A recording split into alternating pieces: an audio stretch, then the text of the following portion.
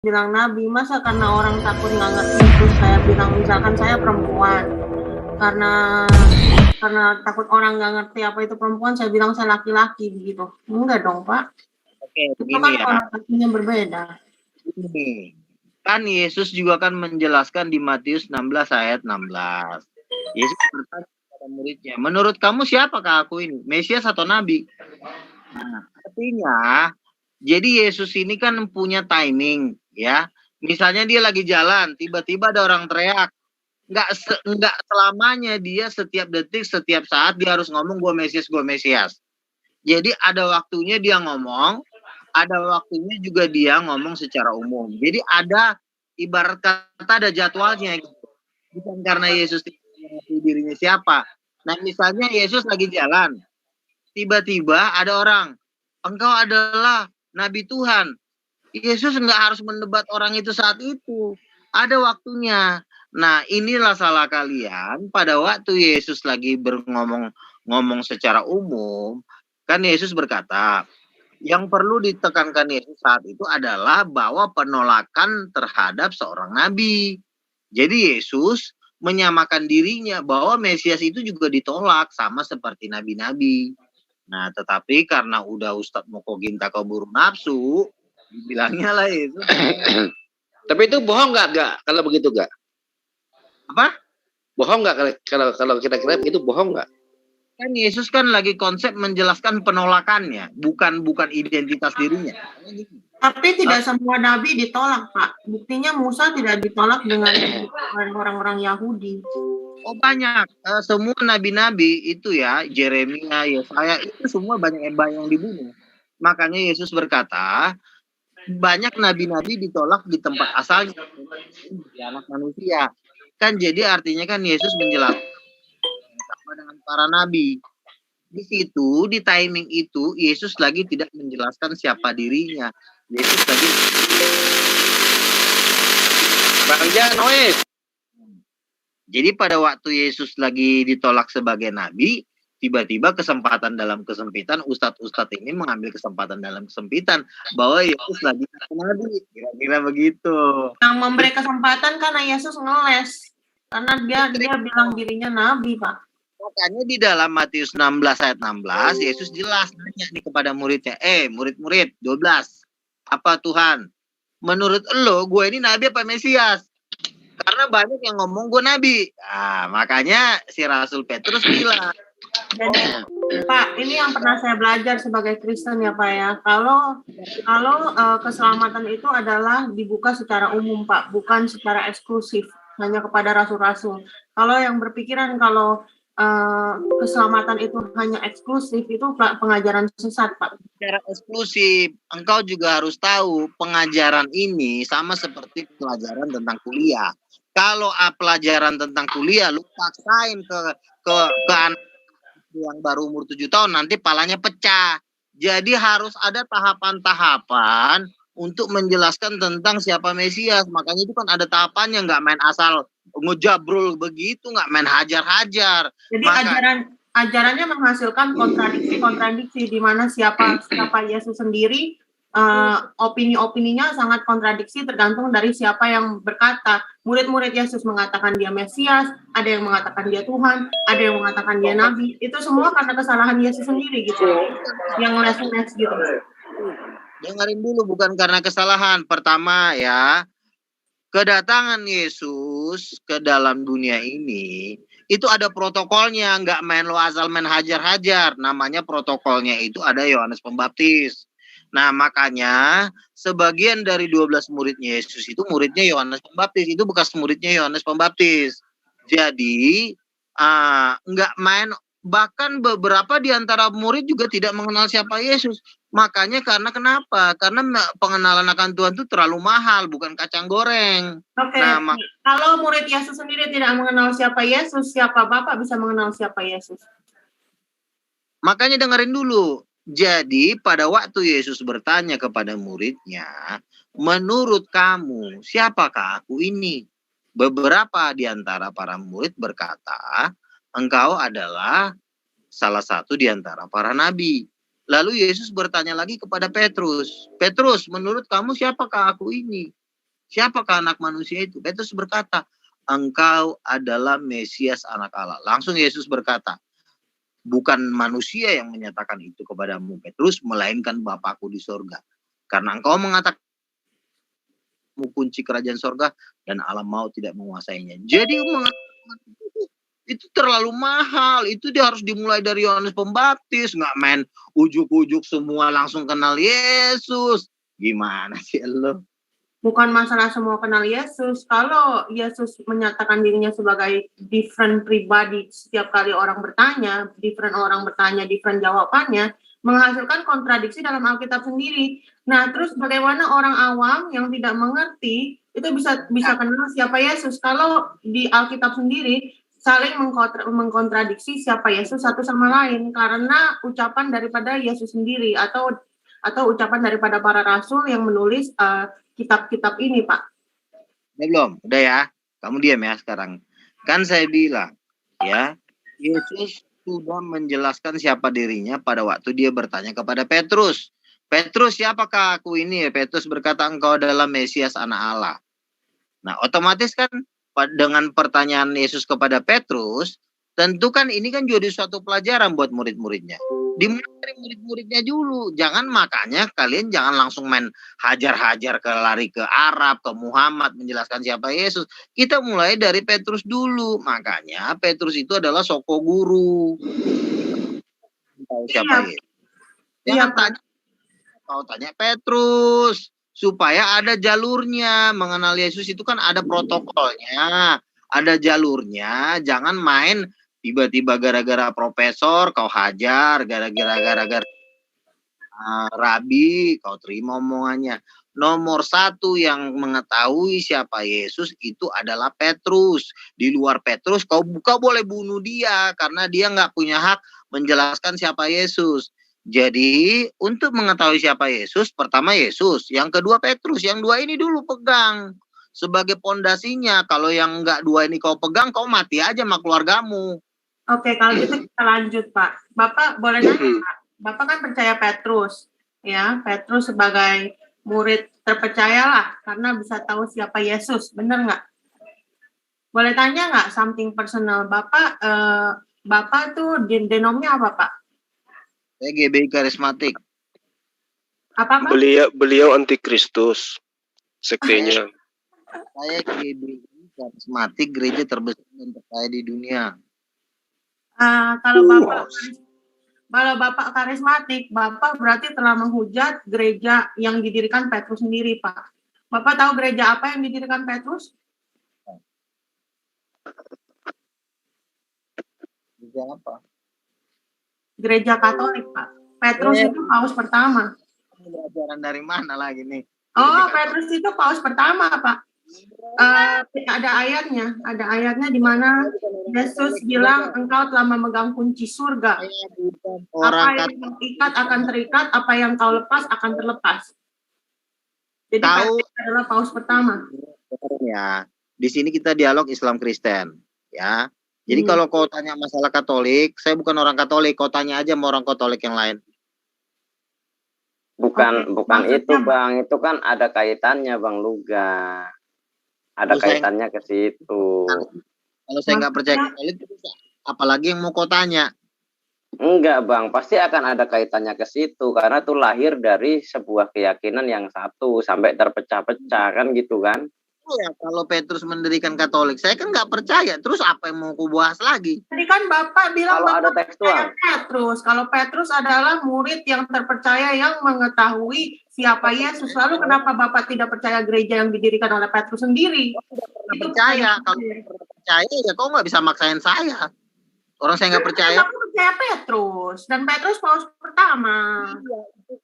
Kan saya bilang, saya percaya Petrus menjelaskan siapa Yesus, bukan mendirikan Katolik. Jadi kalau kau paksa saya untuk mempercayai Petrus untuk dirikan Katolik, ya kau namanya udah maksain agama namanya. Oh, kalau gitu Bapak percaya Paulus. Bapak tidak percaya Petrus, Bapak lebih percaya pada ajaran Paulus, begitu. Petrus, tetapi bukan sebagai pendiri Katolik, tetapi sebagai soko guru di dalam ajaran Yesus Kristus. Jadi Bapak lebih ke Paulus ya? Benar. Tidak, Petrus itu nomor 1. Paulus itu adik-adikannya. Tahu adik-adikan nggak? Junior. Tahu junior nggak? Junior. Paulus itu junior. Oh, Paulus junior. Tapi surat terbanyak yang ditulis oleh Paulus, Pak. Tapi Paulus junior. Junior itu bukan dilihat dari suratnya, karena suratnya 1 juta tulisan terus jadi senior. Bukan begitu cara melihat junior atau senior tuh, bukan begitu. Yang dipilih 12 murid itu adalah Petrus, bukan Paulus. Iya, saya tahu. Tapi kan Bapak sendiri, Bapak yang sendiri ya, Bapak marah sekali waktu saya tanya kenapa Bapak tidak memilih gereja yang dibangun oleh Petrus sendiri. Terus saya makanya nanya apa Bapak lebih percaya ke Paulus. Terus Bapak bilang Paulus junior, Petrus senior, begitu. Apa agama ibu tuh apa sebenarnya? Katolik masuk Islam atau Katolik atau Islam? Menurut Bapak apa? Nggak tahu saya agama kamu apa, nggak jelas. Nggak apa-apa Pak, biar Tuhan yang tahu. Karena Tuhan yang mengenal saya, Allah yang mengenal saya. Jadi gini, yang dijual oleh saudara siapa? Luga itu adalah surat-surat Paulus yang dikiranya surat Petrus. Tuh. Jadi Bang Luga ini tidak pernah belajar lebih jauh. Dia hanya berputar-putar di doktrin, menjajakan Yesus adalah Tuhan dan seterusnya. Dia tidak mau belajar tentang ori teks, dia tidak mau belajar tentang kritik teks, dia tidak mau mengerti tentang histori penulisan kitabnya. Dia juga tidak mau tahu tentang rasa daripada bahasa yang digunakan dan ciri khas perkataan-perkataan Paulus yang tertuang di dalam surat-surat Petrus. Dikiranya kalau sudah ada nama Petrus, ya Petrus. Padahal murid aslinya Yesus yang bernama Petrus itu adalah satu kemustahilan kalau dia berkhianat kepada Yesus. Sementara Petrus sudah diamanatkan, jangan mengajarkan tentang apapun dariku kepada non-Yahudi. Sementara 1 Petrus, 2 Petrus itu inti isinya semuanya adalah ide-ide Paulus yang kemudian dijajakan kepada non-Yahudi. Kalau Petrus yang asli mah nggak mungkin menuliskan seperti apa yang tertuang di dalam 1 Petrus, 2 Petrus itu. Tapi Bang Luga nggak mau ke situ. Bang Luga lebih taat kepada pesan iblis agar mengajarkan kepada manusia Yesus itu adalah anak Allah. Anak Allah yang ada di surga. Padahal Yesus sendiri mengajarkan kepada siapapun bahwa dirinya adalah anak manusia. Nah sekarang yang mengajarkan Yesus itu anak Allah ya Kristen. Kalau Yesus mengajarkan dirinya adalah anak manusia. Dan itu tertuang di berbagai macam tulisan di saksi-saksi yang kemudian dianggap sebagai murid Yesus. Itu ada. Dan sampai hari ini kita masih bisa memberikan bukti bahwa yang paling sering, paling banyak mengajarkan Yesus itu adalah anak Tuhan adalah iblis. Dan yang paling banyak mengajarkan bahwa Yesus itu adalah anak manusia adalah Yesus itu sendiri. Nah sekarang Kristen mengajarkan yang mana? Mengajarkan Yesus anak Allah, bahkan Allah itu sendiri. Sehingga saya bisa simpulkan Kristen apapun sektenya, selama dia mendudukkan Yesus sebagai Tuhan, mereka adalah perpanjang tangan iblis. Iblis sudah pensiun, mereka sekarang yang menyesatkan manusia dengan menjajakan Yesus adalah anak Allah, dia adalah anak Tuhan dan Tuhan itu sendiri. Katanya kambing melahirkan kambing, ayam melahirkan mentelurkan telur ayam dan seterusnya. Sapi melahirkan sapi, manusia melahirkan manusia, Tuhan melahirkan Tuhan. Sehingga anak Allah adalah Allah itu sendiri. Ini adalah ajaran iblis. Ya itu saya bisa buktikan. Bagaimana kemudian Yesus mengajarkan dirinya sebagai anak manusia, itu ditolak oleh Kristen dengan mengatakan Yesus adalah anak Allah, anak Allah, anak Allah. Dan itu sungguh adalah pengajaran iblis yang diajarkan kepada orang-orang terdahulu untuk menyampaikan kepada manusia berikutnya agar manusia menyembah kepada utusan Tuhan yang adalah anak manusia. Jadi kalau misalnya dikatakan, siapa yang mengajarkan Yesus itu adalah Tuhan? Petrus. Adakah Yesus mengajarkan dirinya itu adalah Tuhan itu sendiri? Tidak ada. Paling yang ditunjukkan Yohanes 13 ayat 13, Yohanes 10 ayat 30 dan seterusnya. Tapi Yesus membantah itu semua. Yesus membantah ajaran-ajaran Kristen yang mengatakan bahwa dia adalah Mesias, dia adalah Tuhan dalam arti kata reinkarnasi menjadi manusia dan seterusnya. Itu dibantah oleh Yesus. Nah, orang yang terpelajar itu pasti tahu bahwa gelar anak Tuhan itu bukan hanya ditujukan kepada Yesus. Dalam Keluaran 4 misalnya, di dalam Samuel 7 misalnya, Lukas 3 misalnya, lalu kemudian di Ayub 1 misalnya. Banyak oknum yang disebut sebagai anak Tuhan. Anak manusia dengan anak-anak manusia tidak ada bedanya. Hanya pelintiran orang-orang yang gemar memutar-mutar lidahnya yang mengatakan anak Tuhan dengan anak-anak Tuhan itu beda. Padahal anak manusia dengan anak-anak manusia sama aja. Tapi karena penyesat lagi-lagi, ya itu iblis berpesan supaya mengajarkan kepada manusia, Yesus adalah anak Tuhan.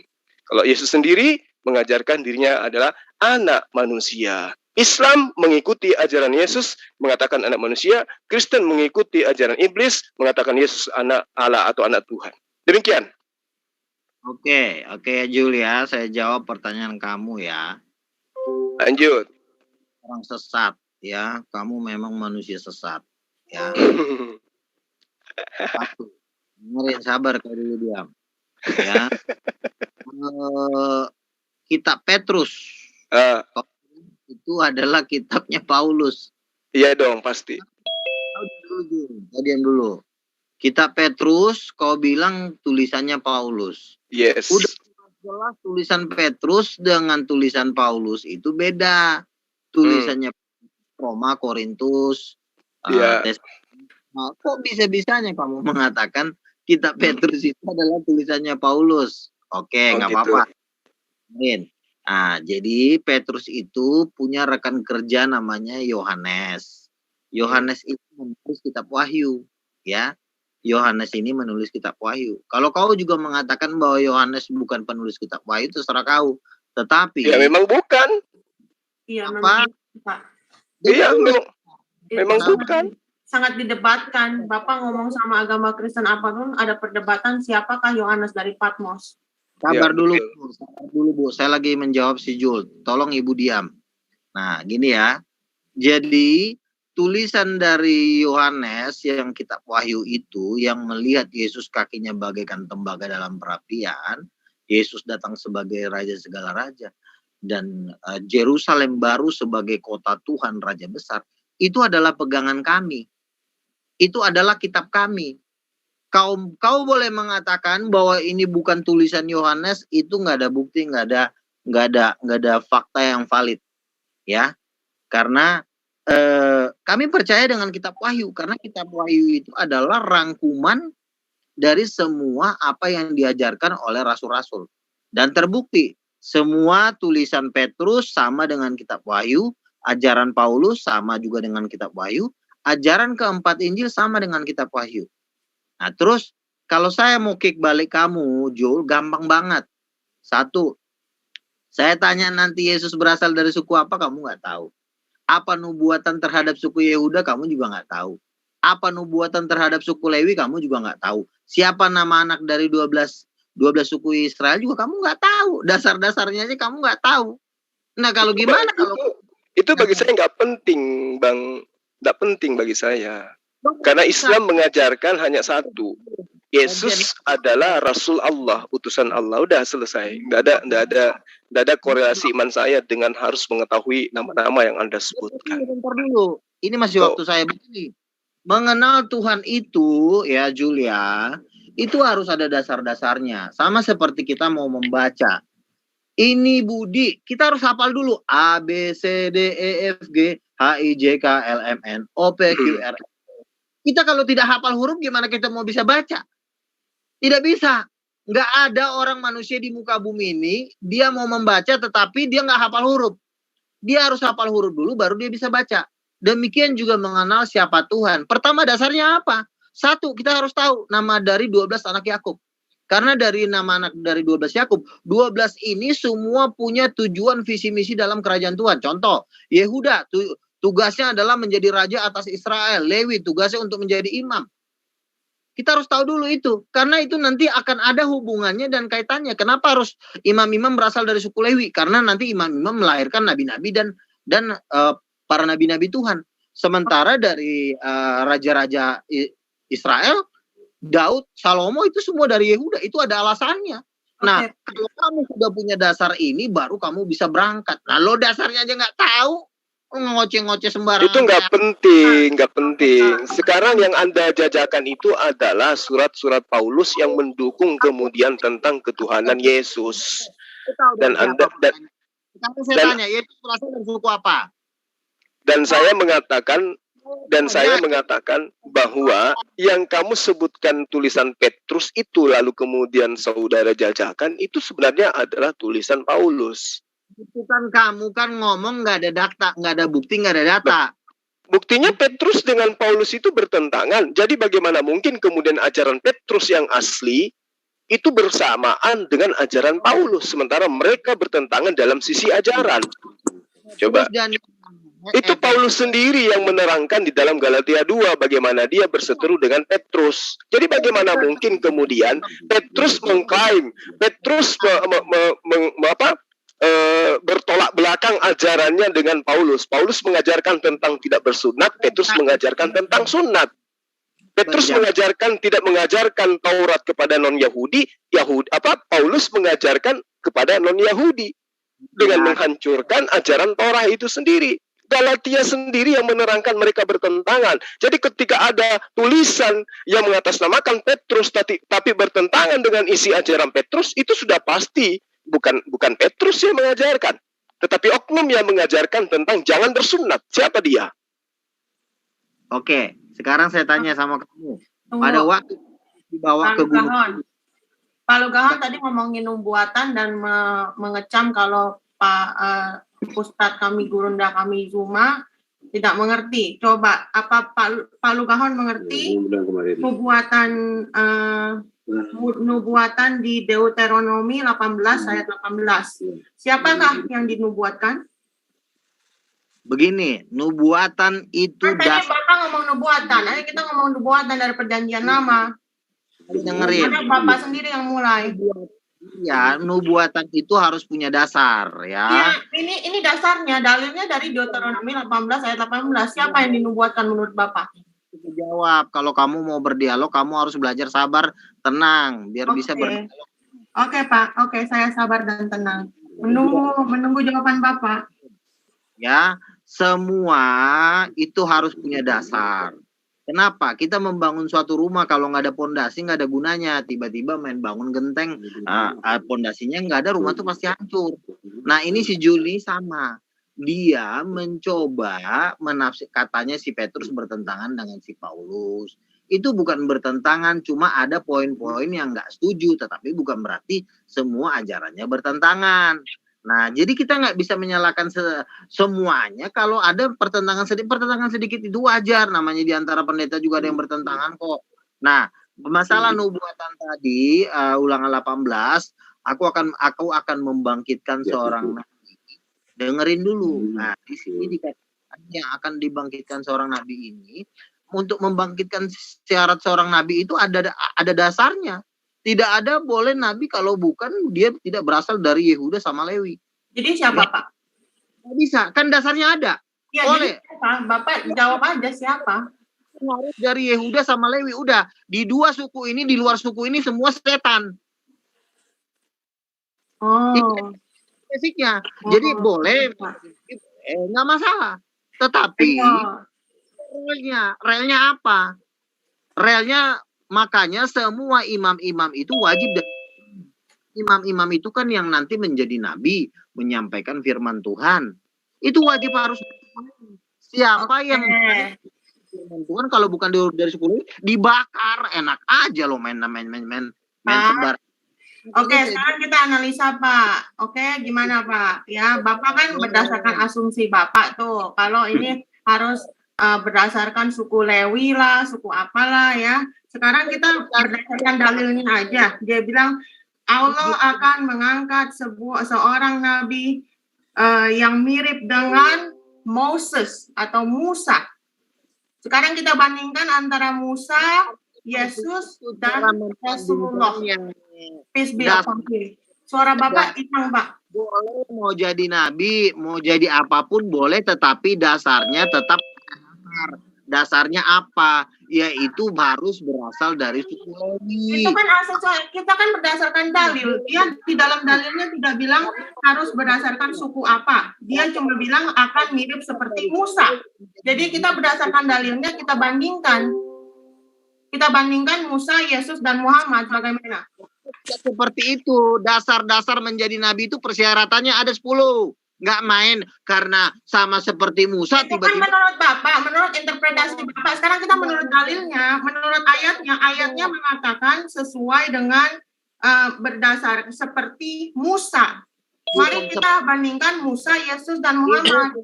Kenapa Bapak nggak mau bandingkan? Karena Yesus tuh beda dari Musa. Sebenarnya itu Muhammad, itu Rasulullah. Cara mendeteksinya nggak seperti itu. Caranya nggak seperti itu karena mirip seperti Musa, rambutnya panjang, pakai kolor. Bukan fisikal. Ayo kita bandingkan kelahiran. Tidak bisa yang kan sudah dibilang tidak boleh menjadi imam kalau bukan dari suku Lewi, nggak bisa. Kok Nggak jadi boleh. aturan Bapak? Ini dia di dalilnya Bilangan 18 ayat 18 sudah ditulis harus suku Lewi. ADRT-nya sudah ada. Tidak boleh menjadi nabi kalau bukan dari suku Lewi. Tidak boleh menjadi raja kalau bukan dari suku Yehuda. Itu udah anggaran dasar rumah tangganya. Itu basicnya. Setelah Ada nggak dalilnya nggak boleh menjadi nabi yang sama seperti Musa kalau bukan dari Lewi? kan pondasinya tetap satu, tidak boleh jadi nabi kalau bukan berasal dari Lewi dan Dalilnya ada nggak itu? Iya, dalilnya. Ada nggak dalilnya nggak boleh jadi nabi kalau bukan dari Lewi? Ada dong, kan Mana ada. dalilnya? Coba Di zaman dulu jawab siapa dulu. Mana dalilnya, Bang? dengerin sabar. Makanya firman Tuhan berkata, tidak boleh orang mengangkat tabut selain dari keturunan Harun. Siapa yang berani mengangkat tabut selain dari keturunan Harun itu dibakar hukumannya. Nggak nyambung. Nah, keturunan Harun ini adalah suku Lewi yang ditugaskan untuk Nggak melayani. nyambung, Bang Luga. Yang diminta itu nabi yang sama seperti Musa, bukan ngangkat tabut. Iya benar Pak, benar Ustadz Juma. Kita harus bandingkan biar netizen yang melihat apakah Moses, Jesus atau Muhammad yang similar. Jangan sesuai dengan apa yang Pak Lugahon ajukan itu asumsi dia, itu raja asumsi. Iya. Itu nggak bisa menafsirkan kitab suci menurut pikiranmu. Makanya saya bilang pondasi ada supaya nggak liar. Ya justru pondasinya yang ini yang kita minta, Bang Luga. Mana pondasinya? Nggak boleh ada nabi sama seperti Musa kalau bukan dari suku Lewi. Ada nggak? Sudah saya bilang tadi di kitab Imam Itu yang mengangkat. Ikut nafsir namanya aja Luga. Imam sudah mengatakan bahwa tidak boleh orang mengangkat tabut. Tabut itu isinya firman. Artinya tidak boleh orang menyampaikan firman kalau bukan dari turunan Harun. Nggak boleh. Dibakar hukumannya. Itu kan Yang disampaikan Markus itu apa? Markus dari keturunan Harun. Lukas Apanya? juga. Lukas dari keturunan Harun. Nah sekarang saya tanya, Lukas dari turunan mana? Bang Luga ini yang cocoknya jadi stand up komedi aja. Halo Pak. Tadi katanya harus dari Harun. Lukas bukan dari Harun. Markus juga bukan dari Harun. Dia menyampaikan firman. Gimana tuh Bang Luga? Sekarang saya Aduh abangku ini. firman Tuhan yang berkata bahwa tidak boleh orang menyampaikan firman kalau bukan dari turunan Harun. Berarti yang disampaikan Markus dan Lukas bukan firman Tuhan.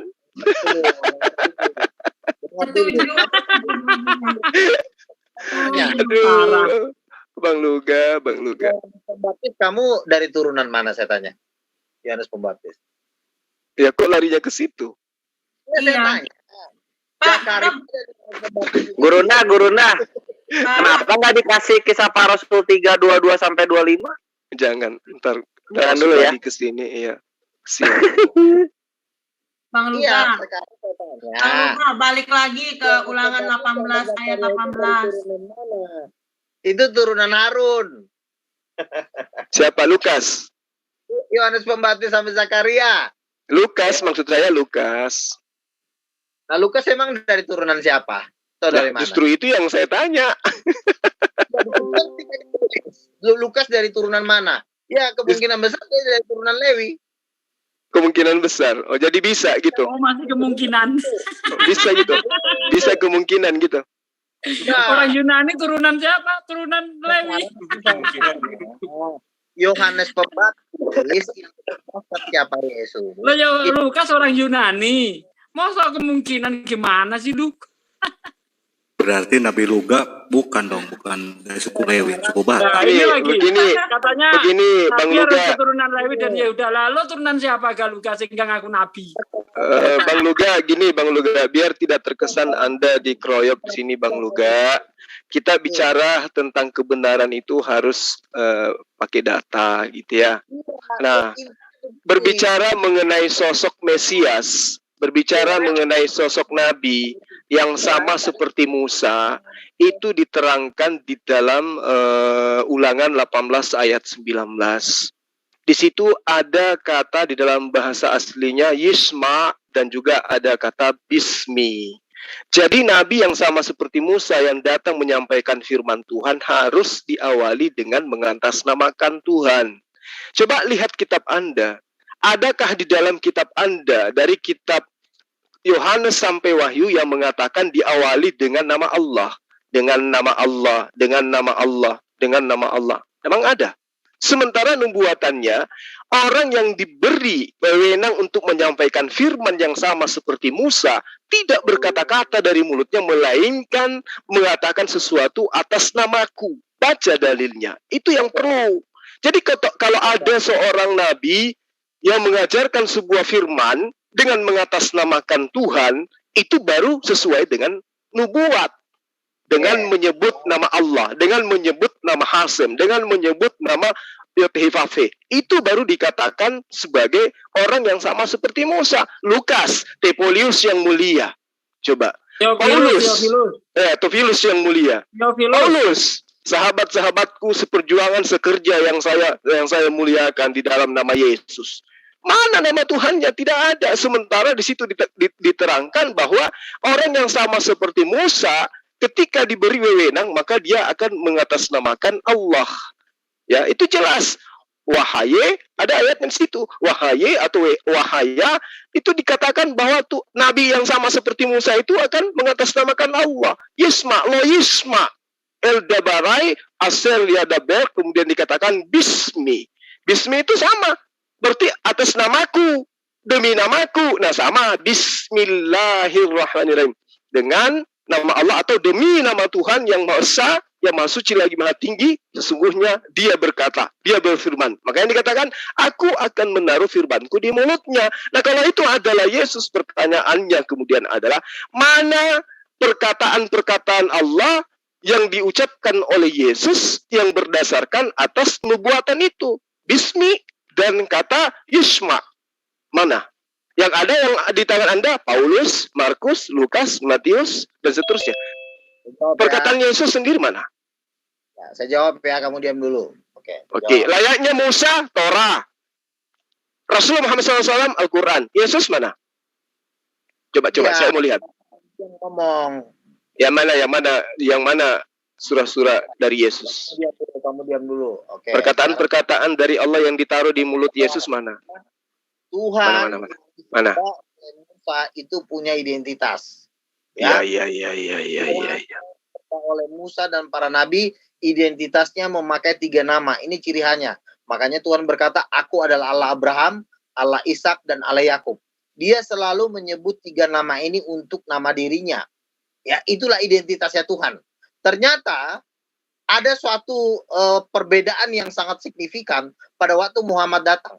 Muhammad datang tidak membawa 3 nama, yaitu Allah Abraham, Allah Ishak, dan Allah Yakub. Tetapi sudah berubah menjadi Allah Subhanahu wa Ta'ala. Jadi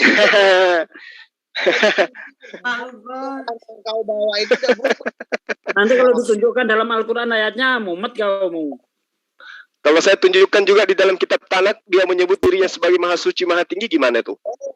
Dengar dulu, Maha Suci, Maha Tinggi itu dia punya gelar, bro. Gelarnya adalah Abraham, Ishak, dan Allah Yakub. Dia menyebut 3 nama. Dia nggak pernah menyebut nama Ismail. Nah, sekarang kenapa 3 nama ini kau hilangkan? kau rubah menjadi subhanahu wa ta'ala. Loh, jadi Anda ingin mengatakan bahwa Tuhan yang disembah Abraham, Ishak dan Yakub itu tidak maha suci, tidak maha tinggi gitu? Begini, Tuhan itu udah pasti maha suci, tapi Tuhan juga punya gelar.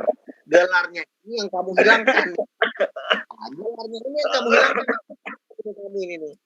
Tuhan sudah bilang, aku ini Allah Abraham, Allah Ishak dan Allah Yakub, itulah namaku untuk selama-lamanya.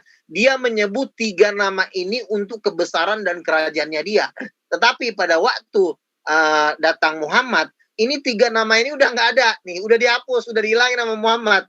Diganti menjadi Allah yang Maha Suci, Allah Subhanahu wa Ta'ala. Ya semua juga tahu tuh, manusia di muka bumi ini juga tahu kalau Tuhan itu Maha Suci. Tetapi yang menjadi gelarnya, identitasnya, dia menyebut 3 nama, yaitu Allah Abraham, Allah Ishak dan Allah Yakub. Ini yang lo hilangin, Ucok. Oke, Pak Oh Lugahon. gitu. Ya silakan. Pak Lugahon, kalau Bapak mau mendebatkan tentang Allah siapalah Allah 3 orang itu yang Bapak sebutkan, bagaimana Bapak menampar saya? Bagaimana cara Bapak menampar saya apabila saya bilang Musa dilahirkan, ini kan ngomongin masih ulangan kan? Musa dilahirkan secara normal, Nabi Muhammad dilahirkan secara normal, tapi Yesus secara miracle, artinya dengan perawan, dari seorang perawan. Begitu Musa adalah seorang nabi, Muhammad juga seorang nabi, tapi Yesus katanya anak Tuhan. Yang mana lebih mirip, Pak? Ya, Musa dilahirkan oleh ayah dan ibu, orang tuanya adalah komplit, ayah dan ibu. Yesus hanya seorang ibu, Muhammad ayah dan ibu. Musa married dengan anak-anak, Yesus nggak pernah married. Muhammad married dengan anak-anak, Nabi Muhammad Rasulullah.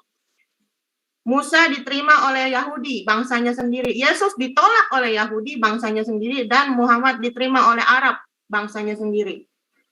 Musa, terus matinya Musa dan Nabi Muhammad mati dengan natural death. Sedangkan Yesus disalib. Terus Musa dikuburkan di dalam kubur, tapi Yesus kuburnya kosong. Muhammad dikuburkan dalam kubur. Terus umur meninggalnya 40, 30, 40. Terus Musa dan Muhammad tidak dibangkitkan, sedangkan Yesus katanya bangkit. Jadi Nabi yang dimaksudkan ulangan 18 sama ayat 18 itu siapa, Pak? Bagaimana Bapak menampar data-data ini, Pak? Kemiripan antara Musa dan Muhammad lebih daripada kemiripan Yesus dan Musa. Dengan ulangan 18 ayat 18 itu sebenarnya bukan Muhammad. Tetapi kan nabi-nabi masih banyak yang akan muncul. Karena Yesus itu termasuk Nabi Daud, Nabi Luka, termasuk Nabi Luga ya. Intinya begini sih, ngapain Nabi itu kacung. Nabi Luga itu orang Bekasi ya. Dengerin ya, Nabi itu ada. Silakan Bang Luga, silakan Lele Luga sampai tuntas, baru kita tanggapi. Ya, jangan terkesan dikeroyok ya, silakan. Ya begini ya. Kamu itu jangan pusing ngurusin nabi yang akan dibangkitkan. Nabi yang akan dibangkitkan tuh banyak. Samuel dibangkitkan, Yeremia, Yesaya. Jadi yang dibangkitkan itu bukan cuma 1 orang. Itu nabi artinya maksudnya dibangkitkan ini yang akan datang setelah pada perjanjian baru, setelah perjanjian baru yang artinya bukannya dibangkitkan badan, Pak. Bu, nanti yang ngomong. Gini, Bu. Ibu harus tahu bahwa nabi ini posisinya ini kacung, ya. Ibu kalau Luka mengatakan bahwa yang dibangkitkan itu nabi dari Israel, dia buta Alkitab. Jelas di dalam kitab Ulangan 34 ayat 5, tidak ada nabi dari Israel yang seperti Musa. Jelas itu ayatnya dibaca. Udah itu saja, saya nyumbang sedikit. Sampai lu diam dulu. Ini 3 orang yang gue ajak ngomong satu-satu. Gue juga capek kalau gue ngadepin 3 orang. Satu-satu lu diam dulu. Katanya sabar, Pak. Iya, makanya kan ini 3 orang yang mau saya ajak ngomong. Jadi tolong satu-satu biar saya juga nggak capek. Jadi begini. Nabi yang akan dibangkitkan nggak masalah. Sekarang kita ngapain ngurusin Nabi? Nabi itu kacung. Sekarang yang perlu kita pikirkan adalah bosnya. Bosnya Nabi siapa? Bosnya Nabi itu Mesias, Raja Israel. Jadi ngapain lo ngurusin kacung? Kacung mau dibangkitin kayak dia mau suka-suka dia mau bangkit mau nggak bangkit. Yang terpenting itu adalah bukan bangkitnya seorang nabi, tetapi datangnya seorang raja Mesias yaitu Tuhan sendiri. Lo ngapain sih? Yang dituhankan 325 Masehi pada konsili Nisea. Yesus itu di tahun 300 di tahun 0 dia itu udah ngusir setan di dalam nama Yesus. Dia udah bangkit dari antara orang mati. Jadi kamu ngapain lagi ngomong Yesus jadi Tuhan 325? 325 itu cuma raja meneguhkan karena ada pada bidat, ada guru-guru palsu. Luka Tambunan mulai ngeles padahal yang dibahas akan dibangkitkannya seorang nabi. Tapi kok komentarnya apa pentingnya nabi? Yang kita bicarakan nabi siapa yang mau dibangkitkan? Kok komentarmu seperti itu? Nabi kacung, nabi nggak penting. Berarti nubuatan itu sampah, kamu anggap sampah yang di dalam Ulangan 18 ayat 18 itu. Sekarang saya tanya, nabi yang dibangkitkan oleh deh, terserah kamu deh mau siapa kayak yang dibangkitin. Tetapi yang utama di dalam nubuatan para nabi itu bukan datangnya seorang nabi, tetapi datangnya seorang raja. Daniel 7 ayat 15. Ulangan 18 itu tidak ngomong seorang raja, itu seorang nabi sah. Siapa yang akan datang? Gitu loh. Sekarang saya tanya, ngapain kamu ngurusin kacung kalau ada yang lebih hebat yang lebih datang? Berarti Tuhanmu itu Yang hebat dari mana, Luga? bukan begitu. Bentar, Ustaz Sugi. Ulangan 18 ayat 18 itu berbicara seorang nabi. Mau kacung mau tidak, tetapi di situ ada nubuatan akan dibangkitkannya seorang nabi. Kecuali kalau kamu menganggap Ulangan 18 itu sampah, ya silahkan. Ya, tugasnya nabi apapun dia mau dibangkitkan nanti mau dibangkitkan sekarang. Itu namanya ngeles kayak udah. Dengerin, yang namanya misalnya gini, Tuhan akan membangkitkan seorang pembantu. Terserah mau dibangkitin besok ujung tetap aja titelnya pembantu. Sekarang kan dipertanyakan sebenarnya siapa itu yang dinubuatkan itu. Nggak Dijawab ada itu. Nggak ada itu Tuhan dibangkitkan. Nggak ada Tuhan dibangkitkan. Kecuali Tuhan abal-abal. Yang dibangkitkan itu Nabi. Nabi artinya Tuhan akan membangkitkan para nabi selain Musa. Seperti Samuel, Jeremia. Pak, Nabi kacung ya Pak? Nabi kacung ya? Saya mau nanya, Nabi kacung ya? Nabi kacung. Mesias. Berarti Yesus kacung dong. Iya, Yesus kacung, Pak. Maka baca 1 Yohanes 2 ayat 1, Pak.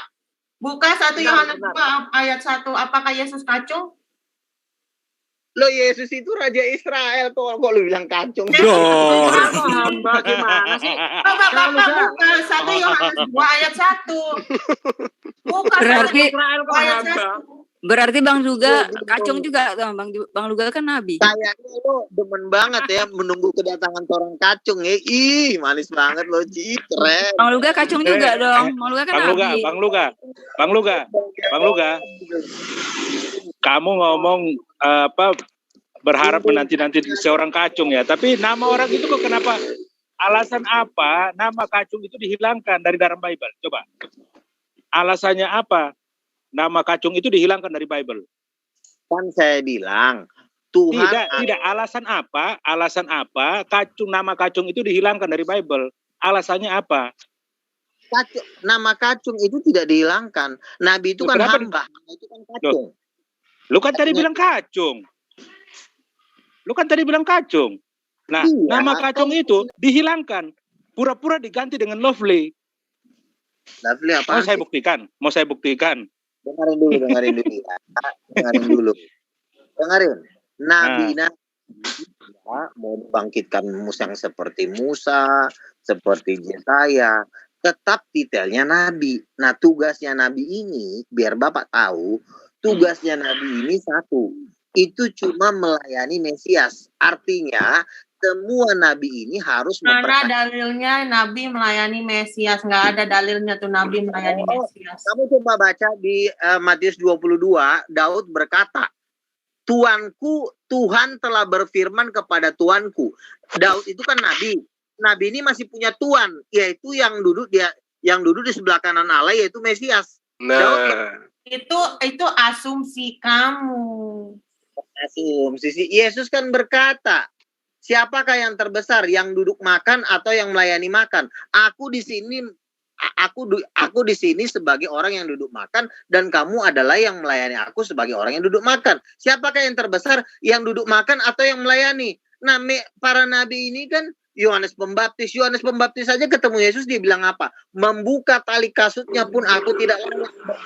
Bapak bejat ternyata. Saya tuh pernah jadi Kristen loh Pak. Yesus itu mengikatkan kain di pinggangnya untuk menyatakan dia adalah seorang servant. Dan dia mencuci kaki para rasulnya, menyatakan dia adalah seorang servant. Yesus adalah seorang kacung. Ya, dengerin dulu. Dan Bapak mengatakan Yesus apa tadi? Itu asumsi Bapak sendiri. Kamu baca. Siapa yang melayani itu lebih rendah daripada yang dilayani, itu baru saya dengar ajaran Kristen seperti ini, Pak. Makanya kamu baca di Lukas 20 ayat 22, Yesus berkata, engkau akan makan semeja denganku di dalam kerajaanku. Perhatikan omongan Yesus. Engkau akan makan semeja dengan aku di dalam kerajaanku. Artinya Yesus berkata, gue ini punya kerajaan loh. Nah sekarang kalau Yesus punya kerajaan, kacungnya siapa? Ya Nabi lah, Ucok. Makanya di Ibrani pasal 1 ayat 8 itu Tuhan dan Yesus itu saling sembah gitu ya. Terus tolong buka sendiri. Ayat 1. Pasal 5, Yesus dia yang duduk di atas tahta dan anak domba itu semua para malaikat menyembah, tetapi Yesus tetap duduk di atas tahta. Duduk. Kata siapa? Pasal 5, terus, baca. Yesus duduk di atas tahta. Kata orang mimpi di Pulau Patmos. Oh, iya. Oh, itu Pak. Kirain kata Yesus. Pak Luga, saya itu lebih yakin dengan perkataan Yesus ketimbang pendeta-pendeta di gereja. Termasuk Anda. Yesus berkata di Lukas 1 Yesus datang aja. Dia akan menjadi raja atas Israel. Sekarang Yesus mau jadi raja atas Israel, terus lu paksa-paksa jadi nabi. Dia jangan kan jadi raja, jadi anak manusia saja. Orang Yahudi tidak pantas menurut orang Yahudi. Pak, kalau gitu tolong Bapak baca 1 Yohanes 2 ayat 1, Pak. Dikatakan ia akan menjadi raja atas keturunan Yakub. Raja loh, lu tau raja nggak? Raja akan aja kok, belum aja kok, apa hebatnya akan aja kok.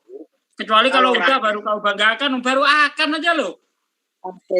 Loh, nah itu kan perkataan Yesus kan punya kuasa, dia punya mujizat. Akan kan belum tentu terjadi. Siapa bilang belum terjadi, orang-orang dia udah bangkit. Contoh nih, saya kasih ayatnya nih. Dalam Daniel 9 ayat 24, 25. Semenjak firman itu keluar, ia akan memulihkan Yerusalem. Mana buktinya? Gagal kan? Akan itu. Nanti gagal juga itu si Yesus itu. Benar, kan Yesus sudah berjanji dia akan menjadi raja di Yerusalem selama 1000 tahun. Lu sabar, nanti lu bakal dilempar ke neraka. Lu masih sabar. Masih akan. Itu belum tentu, masih 50-50. Mana buktinya gitu loh. Kita butuh bukti, bukan janji. Kita udah naik ke surga kok. Ngapain lo tanya bukti lagi? Gak bisa buktiin kan? Oh, masih janji aja kok. Naik ke surga atau naik ke langit itu? Yesus sudah di surga sekarang. Bohong. Yesus sudah naik ke surga, kenapa lo jadi iri? Mati aja. Mana? Coba tunjuk dalil oriteksnya mana? Katakan dia ke surga. Murid-murid menyaksikan kok dia terangkat ke langit. Ya, itu baru benar. Kalau ke langit benar itu. Islam juga akui itu. Tapi kalau ke surga itu mimpi. Sama aja. Dalil oriteksnya mana? Katakan dia ke surga.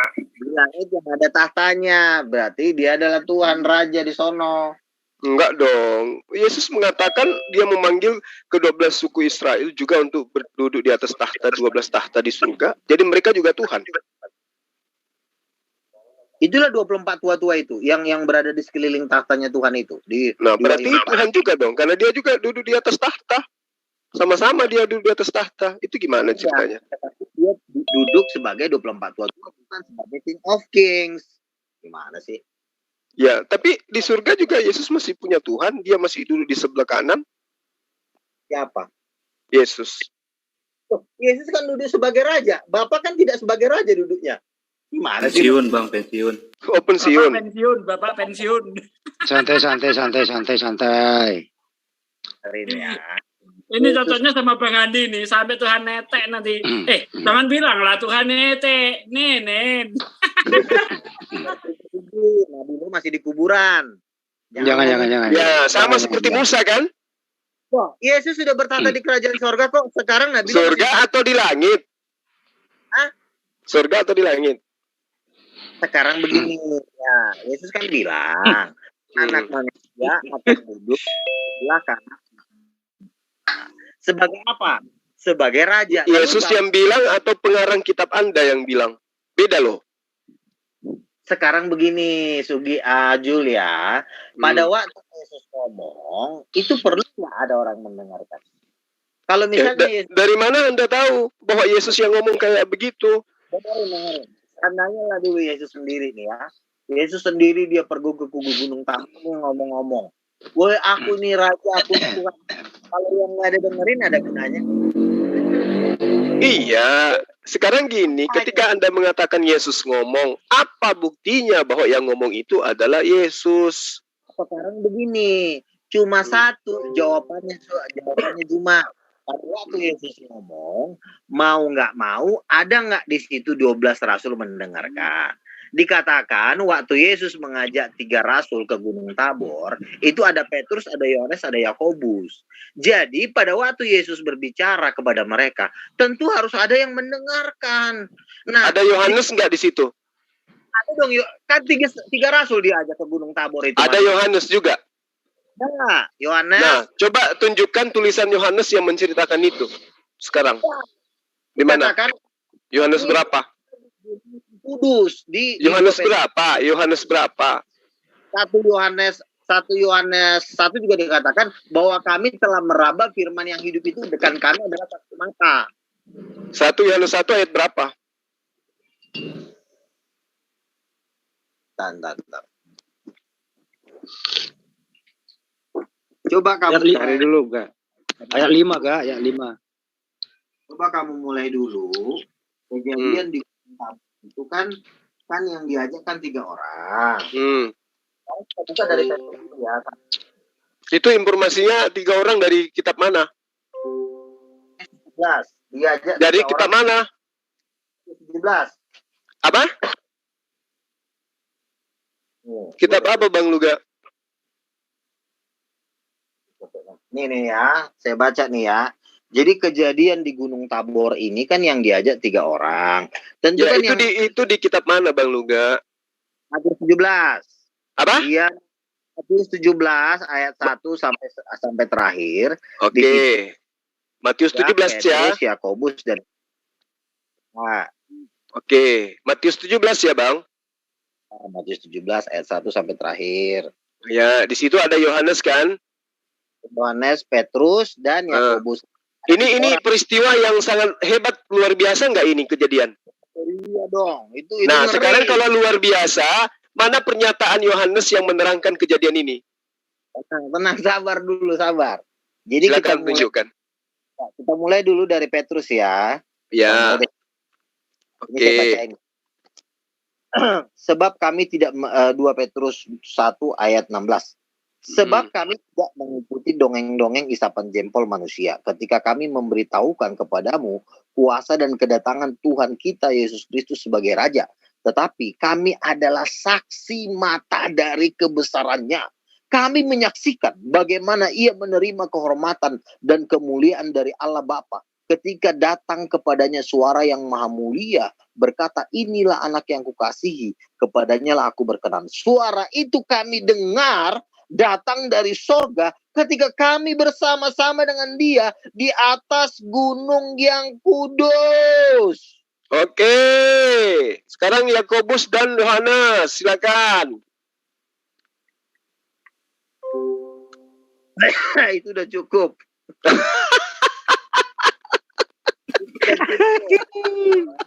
Luga.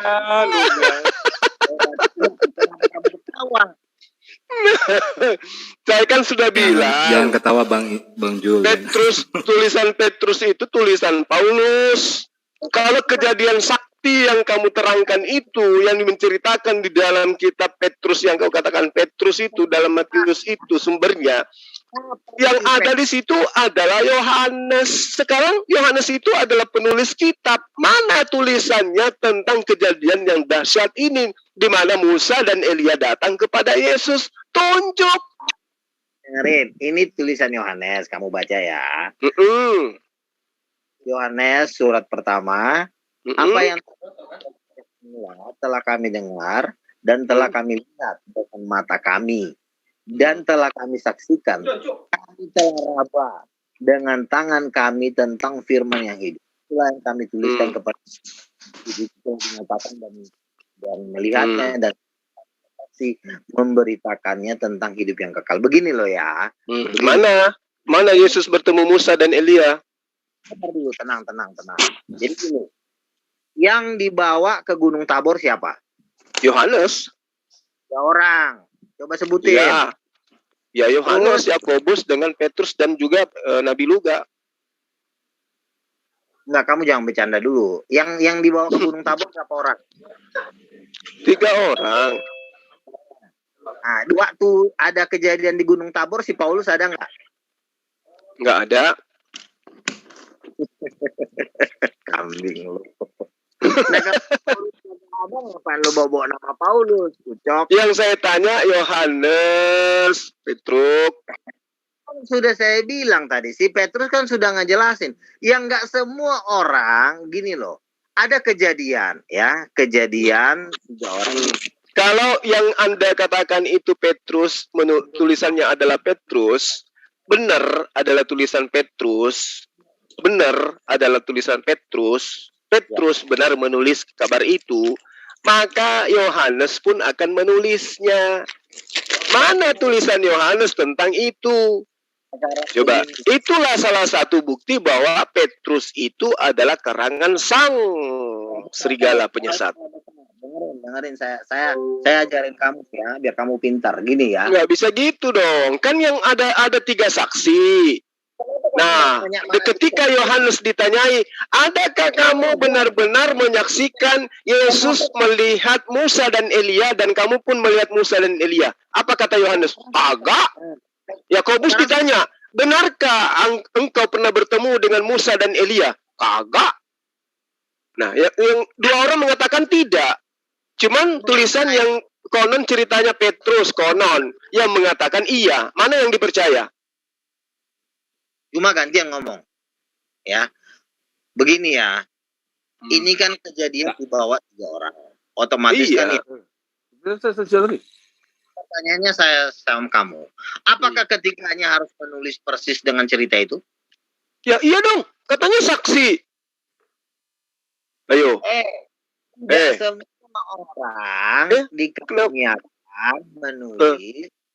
Itu semua orang ada tugasnya masing-masing, Jul. Loh, sekarang saya tanya, waktu Yesus Bang Luga. Sekarang saya tanya, Matius tahu dari mana?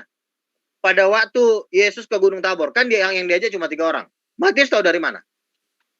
Apanya? Nah, itulah makanya saya katakan, Matius ini menceritakan apa? Tuh, kenapa Matius tahu bahwa 3 orang ini diajak ke Gunung Tabor? Tahu dari apa? Kalau ini benar adanya, mana pernyataan Yohanes tentang hal kejadian tersebut? Di mana mereka melihat Musa dan Elia? Mana? Kenapa cuma Matius yang menerangkan itu? Loh, kan aduh, inilah orang, makanya lu wajar lo di neraka lo. Jadi kan saya bilang begini. Di Bang Luga. Ya, kalau misalnya 3 orang dibawa, mana kesaksian 3 orang ini? dulu bukan kau yang ngatur. Kau diam dulu. Bukan kau yang ngatur. Enggak. 3 orang itu sudah mewakili yang lain. 3 orang itu sudah mewakili yang lain gitu loh Bang Luga. Dengerin dulu ya. Kalau misalnya dibawa, tidak harus 3-3-nya menulis kan, karena kan talenta orang tuh beda-beda. Ini kan lucu Bang Luga. Matius tidak melihat tapi dia yang menceritakan. Sementara Yohanes ini adalah penulis, bahkan Yakobus juga punya Injil tapi ditolak oleh gereja. Harusnya kesaksian mereka ini yang dijadikan sebagai acuan, bukan kesaksian Matius. Gitu loh. Sekarang saya tanya, Muhammad tahu nggak kejadian di Gunung Tabor? Tahu nggak? Kok larinya ke sana? Emang ada dia ceritakan tentang kejadian itu? Ya kan kamu punya bos Muhammad. Sekarang saya tanya, Muhammad bosmu tahu nggak kejadian di Gunung Tabor? Nggak tahu. Ajalah kau. Memangnya Muhammad sudah lahir? Muhammadnya sudah lahir? Sudah apa belum? Jadi intinya apa Pak Luka? Saya penasaran nih. Ini kan yang menulis Matius. Yang hadir di situ salah satu wartawan Yohanes. Mana kabar dari Yohanes tentang kejadian ini, di mana Yesus bertemu dengan Musa dan Elia? Mana pernyataan Yohanes? Oh, saya bertemu dengan Musa dan Elia. Mana? Logikanya gini, Luga. Logikanya gini. Saya Bang Zul sama Handi bertemu dengan Bang Luga. Berarti kita sama-sama bisa bersaksi. Logikanya gitu. Nah, nah ini cuma satu bersaksi, yang duanya tidak bersaksi. Bukan satu bersaksi, Bang. Malah Matius ini yang bukan saksi, yang menuliskan. Yang menuliskan, iya. Jadi kalau saya, Bang Juma, Bang Handi bertemu dengan Luga Tambunan, berarti kita sama-sama bisa bersaksi. Oh iya, betul. Tapi ini yang bersaksi lusuh. Kita bertemu dengan Luga. Justru yang bersaksi di sini orang lain, Matius. Saksi adalah orang yang melihat, mendengar, dan mengalami, itu saksi. Oke, biarkan Pak Luga menjawab. Silakan Pak Luga. Oke. Nih ya, biar saya nggak capek, tolong kamu dengerin baik-baik, biar kamu nggak masuk neraka. Dengerin ya. Kebalikan Bang, kebalikan. Iya, diam dulu kamu, Cok. Saya capek ngomong. Yang dibawa kan 3 orang. Iya kan? Iya. Yohanes, Yakobus. Ya, kau tahu dari ini dibawa 3 orang juga kan kau tahu dari Matius kan? Iya, justru itu kenapa Matius yang menuliskan, harusnya Yohanes atau Yakobus. Kau diam dulu si Jul, dengerin dulu saya ngomong. Iya kan? Kan situ tanya, jadi saya jawab. Dengerin dulu, iya saya waktu saya ngomong, jangan bikin saya capek. Jadi ngopi dulu Mas, ngopi. Ngopi. Yohanes, Petrus dan Yohanes dibawa ke Gunung Tabor. Lalu begini, ya. Bukan berarti ketiga ini tidak bersaksi, karena kata Yesus jangan kamu ceritakan sebelum anak manusia bangkit dari antara orang mati. Kan Yesus memperingatkan kepada 3 orang ini, kamu jangan cerita dulu. Nanti kalau gue udah bangkit dari kematian baru lo cerita. Nah, pertanyaannya, ketiga orang ini pasti cerita. Yohanes, Yakobus pasti cerita, makanya si Matius tahu. Matius tahu dari siapa? Yohanes, dari Yakobus, dari Petrus. Cuma ada cumanya. Yang menulis secara detail tentang kejadian itu adalah Petrus. Kenapa? Apakah karena Yohanes tidak tahu? Bukan. Karena setiap rasul itu diberikan punya wewenang khusus untuk menceritakan ini dan itu. Untuk menulis maksudnya ya. Kan tidak semua orang dikarunia penulis. Contoh misalnya, saya bisa menulis buku, tetapi ustadz-ustadz yang lain tidak bisa menulis buku. Ustadz Moko Ginta bisa nulis buku, tetapi ustadz yang lain tidak bisa nulis buku. Jadi artinya begini, tidak semua orang kalau dia udah melihat dia harus nulis, dia harus seperti Petrus, tidak semua seperti itu. Tetapi kalau dikatakan, apakah Yohanes menceritakan kepada Matius? Betul. Apakah Yakobus menceritakan kepada Matius? Betul. Makanya Matius tahu kejadian itu. Nah, kejadian itu yang tahu cuma 3 orang. Tetapi yang menulis secara detail adalah Petrus. Tetapi kalau kamu tanya, kenapa Yohanes tidak menulis? Loh, Yohanes ini kan tugasnya beda-beda. Ada orang memang tugasnya nggak ngurus itu, dia memang khusus nulis kitab Wahyu. Jadi kamu nggak bisa paksain orang harus menulis. Tetapi kalau kamu berkata apakah Yohanes cerita, itu ya pasti cerita lah. Aduh. Bapak ngomong semua dengan asumsi, Pak. Terima kasih teman-teman. Ditahan dulu ya. Saya sapa dulu Pak Sansan. Selamatkan malam Pak Sansan. Pak Sansan. Malam. Oh iya, Pak Sansan itu juga merupakan seorang Kristen memakai aliran apa itu? Sai Baba. Sai Baba itu. Lucu juga nggak dia Bang? Sama Bang Luga. Ya, saya nggak no komen. Ini Bang Lugaon, sudah kenal dengan Pak Sansan? Coba lucu dulu. Kalau sudah belum kenal, silakan berkenalan dulu. Beliau ini seorang Kristen juga, tapi beliau lebih percaya Sai Baba daripada Yesus Kristus kalau nggak salah. Kalau salah, tolong dikoreksi Pak Sansan. Monggo Pak Sansan, waktu dan tempat saya persilakan. Biar lebih percaya Ucok Baba. Apa sih? Sai Baba. Sai Baba. Kirain Ucok Baba. Nggak begitu. Saya nggak bilang bahwa saya lebih percaya Sai Baba daripada Yesus. Cuma begini loh.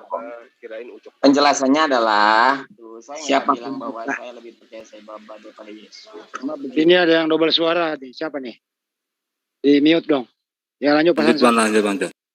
Iya, jadi karena kita nggak sejaman dengan Yesus, otomatis saya lebih percaya yang sejaman dan otomatis buku-bukunya bisa lebih kredibel dibanding dengan orang yang bukunya ditulis ratusan tahun setelah si nabinya wafat, gitu aja.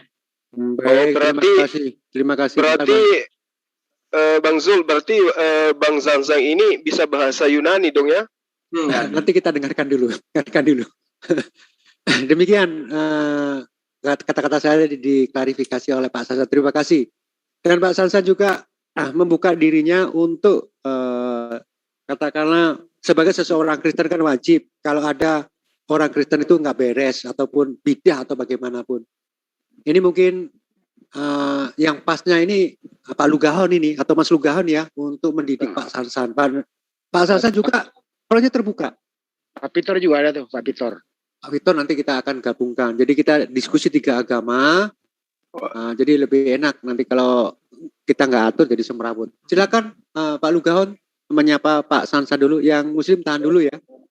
Kalau Pak Sansan kan saya udah tahu, udah kenal lama sama dia. Dia kan beraliran Buddha Qinghai. Intinya dia menolak Yesus. Ya udah kelar, nggak usah dibahas lagi. Saya mau udah nggak mau pusing dengan yang namanya Sansan, gitu aja sih. Baik, terima kasih. Tapi Pak Sansan pernah bilang dengan saya, kewajiban sebagai sesama orang Kristen, kalau dianggap itu dia salah, Pak Sansan itu bersedia untuk dinasehati, didakwai, agar kembali kepada jalan yang lurus, menyembah lagi kepada Yesus. Ini sebenarnya tugasnya Mas Lugahon ini, untuk meluruskan Pak Sansan. Bukan begitu Pak Sansan? Kalau dirasa ajaran itu salah, nah dibenarkan oleh Pak Sansan. Lagi pula sekarang saya silakan Pak Lugahon untuk meluruskan pemikirannya Pak Sansan. Ya jadi Pak Luga udah salah pengertian dari saya ya. Saya tidak pernah menolak Yesus Kristus. Sekali lagi kebanyakan orang nggak mengerti, jadi dia berkesimpulan yang salah. Sansan tidak pernah menolak Yesus Kristus, ingat loh. Oh berarti analoginya ataupun perkataan Mas Lugahon tadi salah itu. Ternyata dia nggak menolak loh, Pak Sansan, Pak Lugahon, gimana itu? Ya kalau nggak menolak ya berarti dia orang Kristen, itu aja. Kenapa jadi Qinghai? Kenapa jadi Sai Baba? Nah, itulah orang salah paham bahwa kalau orang menerima Yesus, berarti dia tidak boleh menerima orang lain yang punya kebajikan sama seperti Yesus. Mereka punya pemahaman yang salah, kesimpulan yang salah. Gitu. Jadi Pak Sansan percaya Sai Baba? Siapapun juga yang mengajarkan hal yang sama dengan Yesus, berarti dia ada di pihak Yesus. Sama. Berarti sudah jelas Sai Baba ini udah sesat karena kemarin Daud Tony itu fight dengan Sai Baba yang mengakibatkan Sai Baba meninggal. Itu langsung Pak. Kalau orang awam percaya sama gosip-gosip seperti itu, Pak. Saya ngomong Daud Tony kok. Daud Tony ini kan udah dukun senior, dukunnya Soeharto. Iya, orang awam itu mudah diselewengkan, Pak. Apapun juga dari berita itu percaya aja, terutama kalau pendeta ngomong, dia percaya aja pokoknya. Kalau Bapak nggak percaya ya Bapak konfirmasi sama dia, Bapak ajak dia dialog. Bapak bohong, bilang gitu aja. Justru gini, Pak. Kalau Bapak belum mendapat konfirmasi dari pihak Sai Baba, harusnya Bapak jangan terima dulu ucapan walaupun keluar dari mulut seorang pendeta. Saya percaya dengan Daud Tony, kenapa? Karena dia udah bunuh orang dengan puasa santetnya, udah ribuan orang dia bunuh sama dia. Artinya sampai dia dipakai SBY, sampai dia dipakai sama Soeharto, menurut saya kalau udah sampai kalangan penguasa memakai dia, itu udah nggak sesuatu hal yang nggak main-main. Lalu waktu itu kan Ibu Ani bilang sama ini ada musuh ini. Musuhnya yang mana? Ini dari India. Coba saya cek. Lalu Daud Tony mengkonfirmasi, oke, saya akan coba lawan. Kasih saya waktu 3 bulan dan ternyata selesai. Daud Tony bilang coba dicek di India udah mati belum orangnya. Ternyata benar, Sai Baba meninggal. Ya, Bapak percaya aja hanya karena dia dulunya seorang pembunuh santet. Daud Tony itu dipercaya. Satu, Daud Tony itu rumahnya di Pondok Indah. Dia bukan orang gembel. Ya, dia juga didanain sama Ciputra, pengusaha paling kaya di Indonesia. Dia bukan orang sembarangan. Dia bukan tukang sayur. Ya. Oke. Berarti kalau orang yang kayak begitu tidak mungkin berbohong ya, Pak? Loh, makanya kalau memang kerajaanmu dengan kerajaan Qinghaimu ingin menggugat si Daud Tony, datangin aja Daud Tony waktu dia lagi khotbah lo teriak-teriak di situ. Simple. Nah, masalahnya ini bukan soal tuntut-menuntut. Ini persoalan apakah Anda punya bukti bahwa dia benar-benar menyantet Sai Baba. Susah amat sih lo. Dia udah ngomong di media, berarti dia udah menang. Sekarang kenapa lo nggak berani ngomong di media? Kalau lo nggak berani ngomong di media, ya kenapa lo jadi curhat sama gua? Oh, bukan lagi curhat. Ini mah kalau Anda percaya sama dia, itu sih hak Anda ya. Ya faktanya Sai Baba udah meninggal. Muhammad juga udah meninggal, sama udah meninggal. Mau apa lagi yang mau dibahas? Kalau udah meninggal sebenarnya nggak ada yang perlu dibahas lagi. Kita ngomongin orang yang udah hidup. Siapa ya orang yang hidup? Orang hidup. Yesus masih hidup sampai hari ini. Cuma bedanya tergantung di langit ya. Dia di sorga. Dia di sabar yang lain. Kadang dia turun. Kalau misalnya Yesus kagak naik ke sorga, ya dia bisa punya rumah di Pondok Indah. Lu bisa datangin Yesus ke Pondok Indah. Tapi sayangnya kan Yesus kan levelnya kan beda. Dia nggak mau punya rumah di Pondok Indah. Dia punya istana di sorga. Makanya dia tinggalnya di sono. Bedanya Yesus dengan Sai Baba udah meninggal. Yesus masih hidup sampai hari ini. Kalau Yesus misalnya kita panggil, Tuhan Yesus datang dong ke bumi, dia bisa turun. Makanya banyak yang didatangin sama Yesus. Akhirnya dia banyak terima Yesus. Karena dia masih hidup. Makanya di dalam hidup ini, kita harus ngikutin orang hidup. Jangan ngikutin orang yang udah meninggal. Termasuk Nabi Musa. Nabi Musa udah meninggal. Kita nggak tahu dia ada di mana. Nabi-nabi semua udah meninggal. Makanya nabi-nabi itu tidak bisa menjadi jaminan kita untuk bisa kita selamat. Tetapi kalau Yesus hidup, kita bisa jaminan. Kenapa? Apa jaminannya? Dia hidup kok. Kita tinggal ikut. Yesus, gue mau ikut dong ke surga, tinggal dibawa. Tapi kalau Musa, lo mau ngegelandung sama Musa juga bilang, ya, gue juga mati juga, ini juga atas kehendak Tuhan. Jadi artinya kan Musa juga tidak punya kuasa untuk menjamin lo untuk bisa hidup. Tapi kalau Yesus, dia hidup, kita tinggal ngomong, kita berdoa, dia bisa datang hari ini. Baik, terima kasih Mas Lugahon. Itulah nasihat Pendeta Lugahon kepada Pak Sansan. Semoga Pak Sansan bisa insaf ya. Ataukah Pak Sansan mau memberikan sepatah dua kata untuk nasihatnya Pak Lugahon? Monggo. Gak apa-apa sih, saya mah terima aja kalau dia punya pikiran begitu. Cuma sama sekali nggak ada pengaruh buat saya, ya itu aja. Baik, terima kasih. Berarti nasihatnya masih belum bisa masuk ke dalam sanubari. Sekarang dilanjutkan. Silakan Mas Juma. barangkali ada sesuatu yang mau ditanyakan ke baik Pak Sansan maupun Pak Pendeta Lugahon. Monggo. Ya, jadi tadi dengan bangganya Bang Luga mengatakan bahwa Musa sudah mati, yang lain sudah mati, Yesus masih hidup. Justru karena dia hidup itu dia menyaksikan kekufuran pembangkangan antikristusnya Bang Luga. Dia menyaksikan Bang Luga menyembahnya. Justru itulah nanti Bang Luga ditendang pakai tendangan penalti.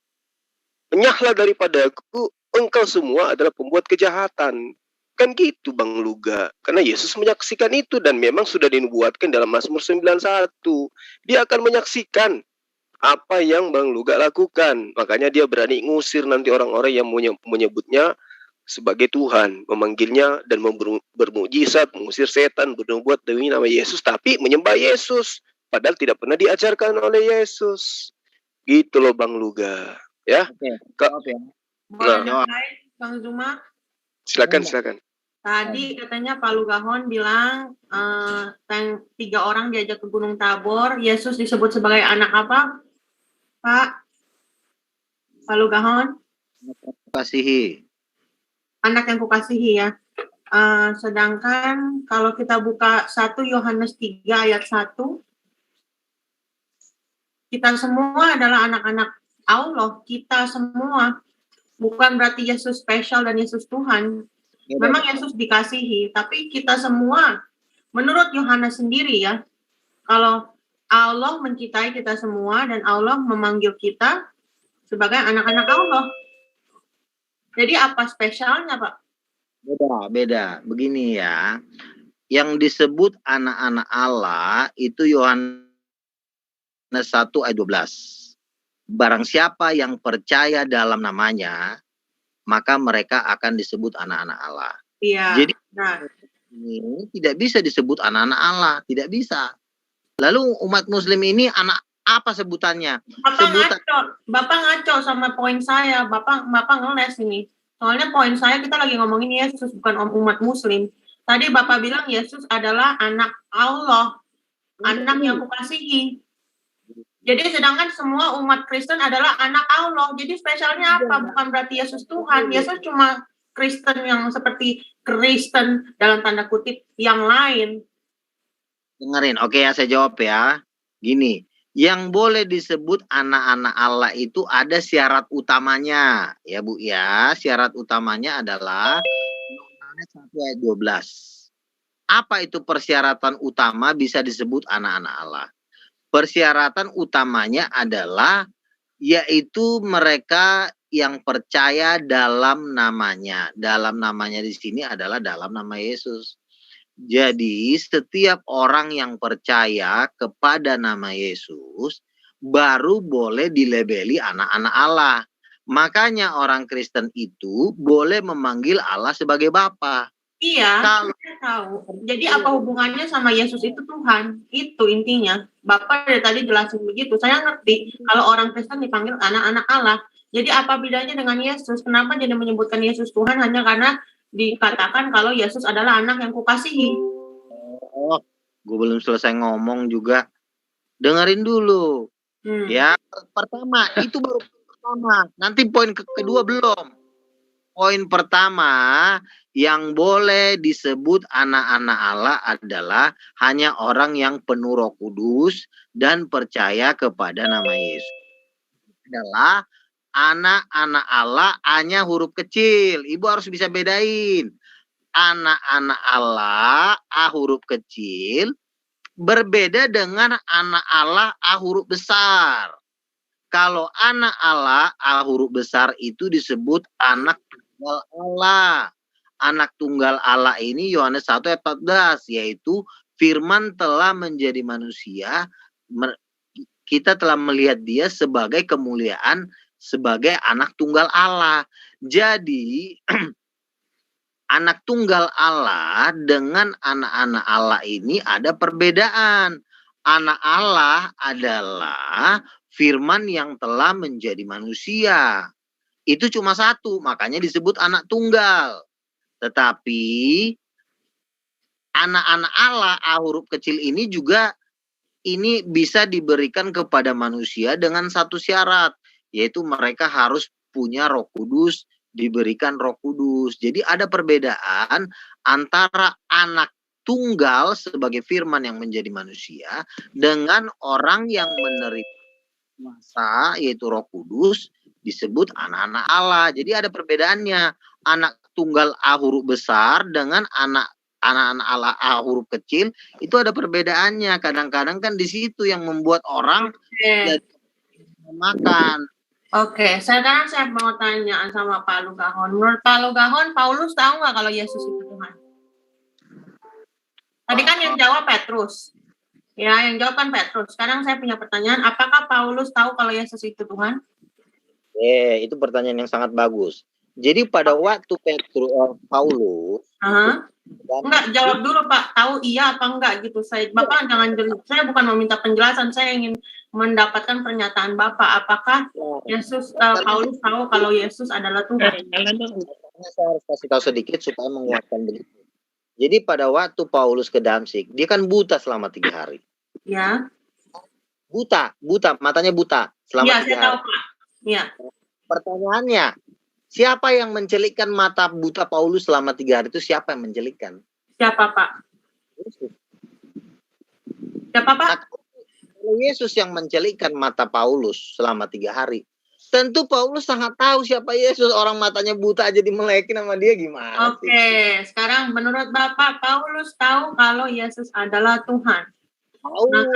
Maka coba kita buka 1 Korintus 13 ayat 12. Silakan baca. For now we only see a reflection as in the mirror. Sorry, aku nggak ada Indonesia ya. Artinya karena sekarang kita hanya melihat sebuah bayangan seperti di kaca. Tapi nanti kita akan melihat muka dengan muka. Karena sekarang aku hanya tahu sebagian, tapi nanti aku akan mengetahui segala-galanya seperti aku akan diketahui secara keseluruhan. Jadi Paulus aja belum tahu secara keseluruhan, Pak. Intinya Paulus, ini tulisan Paulus, Korintus ya, kepada umat-umat di Korintus. Jadi Paulus aja tidak tahu secara keseluruhan. Bagaimana Bapak bisa bilang kalau Bapak yakin kalau Paulus tahu tuh Yesus adalah Tuhan dan Bapak yakin Yesus adalah Tuhan. Sedangkan Bapak sendiri tidak percaya dengan ke gereja yang dibangun oleh Petrus. Padahal Petrus yang mengaku Yesus adalah Tuhan. Paulus itu lagi mengajar orang, ya, lagi mengajar orang. Artinya, memang di dunia ini kita tahu Yesus itu Tuhan. Tetapi kan kita tidak tahu secara detail seperti apa itu sorga, seperti apa tahtanya. Kita kan belum pernah melihat Yesus muka dengan muka. Jadi artinya Paulus ini bukan berarti Paulus juga nggak yakin artinya, Pak. Itu artinya Paulus juga nggak yakin. For now I only know in part. Karena sekarang aku hanya tahu sebagian. Nanti aku akan tahu secara keseluruhan dan aku akan diketahui secara keseluruhan. Jadi Paulus pun nggak yakin, Pak. Yakin begini loh. Sekarang saya tanya sama kamu. Kamu percaya Allah nggak? Iya, saya percaya. Kamu udah pernah ketemu Allah belum? Saya melihat ciptaannya, Pak. Nah, berarti kan keseluruhannya. Kamu cuma percaya Allah, tapi kan kamu nggak pernah ketemu mukanya, nggak pernah ngeliat tatanya, nggak pernah lihat bajunya. Berarti kan kamu kan tidak keseluruhan mengetahui siapa. Tapi kan itu Allah, Pak. Ini kan ngomongin Yesus adalah Tuhan. Yesus yang kita lihat dengan berjasad, memiliki tubuh dan meyakini Yesus yang memiliki tubuh sebagai Tuhan adalah sesuatu yang kita boleh pertanyakan, ya kan? Itu intinya, Pak. Bukan masalah Allah yang tidak kita lihat, Allah yang maha besar, Allah yang maha esa, Allah maha pemurah, Allah maha penyayang. Bukan ini, Pak. Tapi ini manusia yang kita ngomongin. Itu salah menafsirkan ucapan Paulus.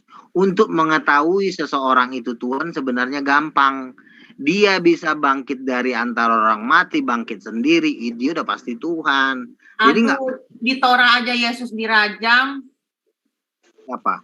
Bagaimana Bapak tahu kalau kitab Bapak tuh yang benar? Yesus kan sudah bangkit dari antara orang mati, dia bangkit sendiri. Berarti kan udah Tuhan dong. Oke, nyoba dong, Ustaz Aisyah. Ya. Gini ya. Seperti Yesus bilang gini. Jadi Yesus bilang gini, seperti Yusuf hidup di dalam perut ikan, begitu juga dengan anak manusia yang tinggal di dalam perut bumi. Yesus tidak mati. Yunus. Iya, seperti Yunus yang tinggal di dalam perut ikan, begitu juga anak manusia yang tinggal dalam perut bumi. Apakah Yesus mati? Ini. Mati. Yunus di Perjanjian Lama mati. Ini kan kita ikut ini terjemahannya saja kan. Muhammad Nasir, cara menjelaskan tentang Yesus itu tidak sebodoh itu. Dengerin ya. Di Matius 17 ayat 13 dikatakan, jangan kamu ceritakan kesaksian ini sebelum anak manusia dibangkitkan dari antara orang mati. Jadi Yesus itu sudah sebelum juga dia mati, dia sudah berkali-kali ngomong kepada 12 muridnya, kalau nanti aku akan mati dan bangkit di hari yang ketiga. Nah, kalau mengenai Yunus di perut ikan, Yunus kan memang dia tidak mati, tetapi dia kan berada di dalam kegelapan. Itu juga bisa ditafsirkan bahwa Yunus itu juga sebenarnya mati, tetapi matinya secara rohani karena dia berada di dalam kegelapan. Tidak semudah itu Anda mengatakan Yesus tidak dalam keadaan hidup masuk ke dalam perut ikan. Sebentar. Ini adalah ucapan dari 12 murid Yesus, dan dari 12 murid itu juga ada yang lagi yang lebih tinggi disebut soko guru ya, yaitu yang 3 tadi, Petrus, Yohanes dengan Yakobus. Jadi semua informasi tentang siapa Yesus itu harus dimulai dari 12 rasul ini. Tidak boleh sekalipun ada ngaku nabi terakhir, atau kan Paulus kan bilang, sekalipun ada malaikat dari sorga turun dari langit dan dia mengatakan sesuatu yang berbeda dengan Injil yang kuberitakan, terkutuklah malaikat itu. Jadi nggak ada gunanya mau datang malaikat nabi terakhir, itu nggak penting. Yang penting adalah saksi mata. Saksi mata itu jauh lebih mahal dari nabi. Nggak ada gunanya tuh nabi kalau saksi mata. Saksi mata. Terus kalau malaikat Gabriel bertemu dengan Maria, saksi matanya siapa? Nabi itu dibutuhkan pada saat misalnya Tuhan kan masih di langit. Makanya kita butuh nabi. Karena kita kan nggak melihat Tuhan. Makanya yang paling mahal di zaman dulu adalah nabi. Tetapi di zaman Yesus, karena Yesus sudah datang ke dalam dunia, maka nabi itu nggak begitu laku lagi. Yang paling laku tuh rasul. Kenapa rasul lebih mahal? Ini udah ngeliat langsung. Yesus juga rasul. Siapa rasul? Enggak siapa rasul yang lihat. Gua kapan ini? Tolong jangan kebanyakan bicara ya. Satu-satu ya.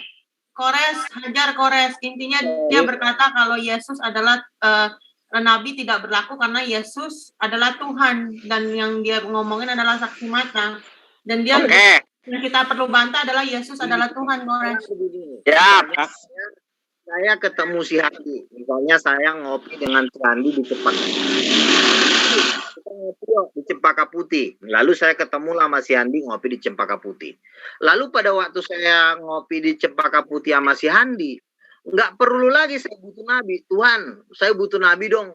Buat apa? Untuk mengetahui mukanya si Handi. Kata Tuhan gini, ini anak anjing ya. Ketemu sama muka dengan muka sama si Handi pakai nanya nabi nih. Lo anjing lo, kata Tuhan. Jadi begini, kalau udah kejadian di depan mata, nabi itu udah nggak ada gunanya. Sebentar. Masalahnya bro, kenapa Tuhan mau panggil gua anjing itu loh, itu masalahnya. Gua nggak mau itu. Karena Bang Handi bukan bangsa Israel. Oke, terima kasih. Iya benar. Ya kan ya? Iya benar. Jangan kasih makanan ke anjing. Karena aku datang hanya diutus untuk orang Israel. Jadi Pak Lugahon adalah anjing. Gitu. Udah kejadian di depan mata. Jangan lo tanya Tuhan lagi. Misalnya gini, gue makan mie goreng nih. Tuhan, mie goreng ini enak gak? Kata Tuhan, ini orang Itu gila. mie gorengnya untuk Tritunggal cabang Melayu atau untuk orang Israel? Kan misalnya gue makan mie goreng di misalnya di Blok M. Buat siapa itu mie gorengnya? Harus tahu dulu. Kalau Tuhan Israel dia bikin mie goreng buat buat bangsa Israel, kagak pernah buat bangsa Melayu kayak kita ini. Iya, tenang, sabar dulu, Cok. Nanti kau kubanting pakai. Buat orang Bekasi loga hutan. Ya berarti Tuhan Bekasi kalau gitu yang bikin mie goreng lah. Iya, dengarlah dulu, diamlah dulu kau duduk manis. Gue pengen tahu nih Tritunggal cabang Melayu kok sok penting banget sama Tuhannya Yahudi. Iya, comoran kau diam, Pak. Coba ceritain juga, coba kasih tahu. Tunggu. Saya mau kasih iklan dulu sebentar. Ya. Insya Allah tanggal 28 hari Rabu minggu depan itu Tambunan akan bersyahadat. Allahu Akbar, mantap. Allahu Akbar, alhamdulillah. Ya mudah-mudahan Bang Luga juga nanti nyusul. Karena sama-sama Tambunan, gitu ya. Nanti kita live kan. Siap. Iya, dilanjut. Amin, insya Allah. Lai itu tuh saudara Lai kayaknya ada deh. Mau syahadat. Ya diperkuat lagi. Tadi kan kurang keras suaranya Bang Zuma. Diulangi lagi, boleh diulangi lagi Bang Zuma? Alhamdulillah. Bekasi kan, Tambunan Ya, Bekasi. hari Rabu minggu depan sebelum azhar itu kita ada yang bersyahadat atas nama Tambunan. Ya, Christopher Timbunan itu Tambunan nanti akan bersyahadat. Ya, kebetulan tadi sore datang ke rumah dan besok saya sama-sama Tambun. Ya, besok sama-sama dengan saya ke tempat wisata juga. Itu hari Rabu ini kita akan live kan dia bersyahadat. Dia dari sekte ya atau apa ya? Marga Tambunan gitu. Amin. Semoga dilancarkan. Kedepannya lagi banyak Tambunan yang bersyahadat. Amin. Nah sekarang mari kita urusin Tambunan yang satu ini. Jadi gimana nih? Coba. Ucok Baba lu dengerin ya kalau gua ngomong ya. Jadi gini. Coba gua dengerin. Ucok Baba lu bawa kagak bener lu. Gini. Nabi itu sangat penting pada waktu Tuhan posisi masih di langit. Iya kan? Misalnya Tuhan harus ngomong kepada Musa, maka posisi Nabi ini sangat mahal. Karena posisinya Tuhan masih di langit. Tuhan ngomong kepada bangsa Israel, kepada bangsa. Itu posisi Nabi sangat mahal. Karena Tuhannya di langit. Tuhannya di mahal sorga. Banget ya Nabinya ya. Mahal banget ya Nabi. Bang. Masuk. Lai, coba benerin dong mic lu, tenggelam, gua ngomong dikit. Ketika bentar ikut ngomong sedikit aja. Ketika Tuhan di bumi menjadi murah dijual dengan 30 uang sikal. Iya. Jadi Bang Luga yang menjadi nabi bukan Yesus, yang sama seperti Musa. Dengar dulu lah, sabar dulu. Enggak, itu Bang. Anda kan mengatakan ketika Tuhan masih di langit, Nabi itu mahal. Ketika Tuhan di bumi, Nabi tidak ada artinya karena dia menjadi raja. Berarti Nabi yang sama seperti Musa bukan Yesus. Nabi yang seperti Musa itu bukan Yesus. Oke, hore. Alhamdulillah. Ya udah, kalau gitu kantongin Tuhannya Bang Luga, si raja itu. Tapi saya penasaran, dia raja di mana dan apa nama kerajaannya? Boleh jawab nggak? Di Lukas 1 ayat 33 dikatakan dia adalah raja atas keturunan Yakub. Ngeri ya. Raja maksudnya kayak mana itu? Iya raja lah. Dikatakan dia kan duduk di atas tahta Daud. Tahta Daud kan di Yerusalem. Tahta Daud. Emang ada pada saat dia datang di Bani Israel ada kerajaan Daud gitu?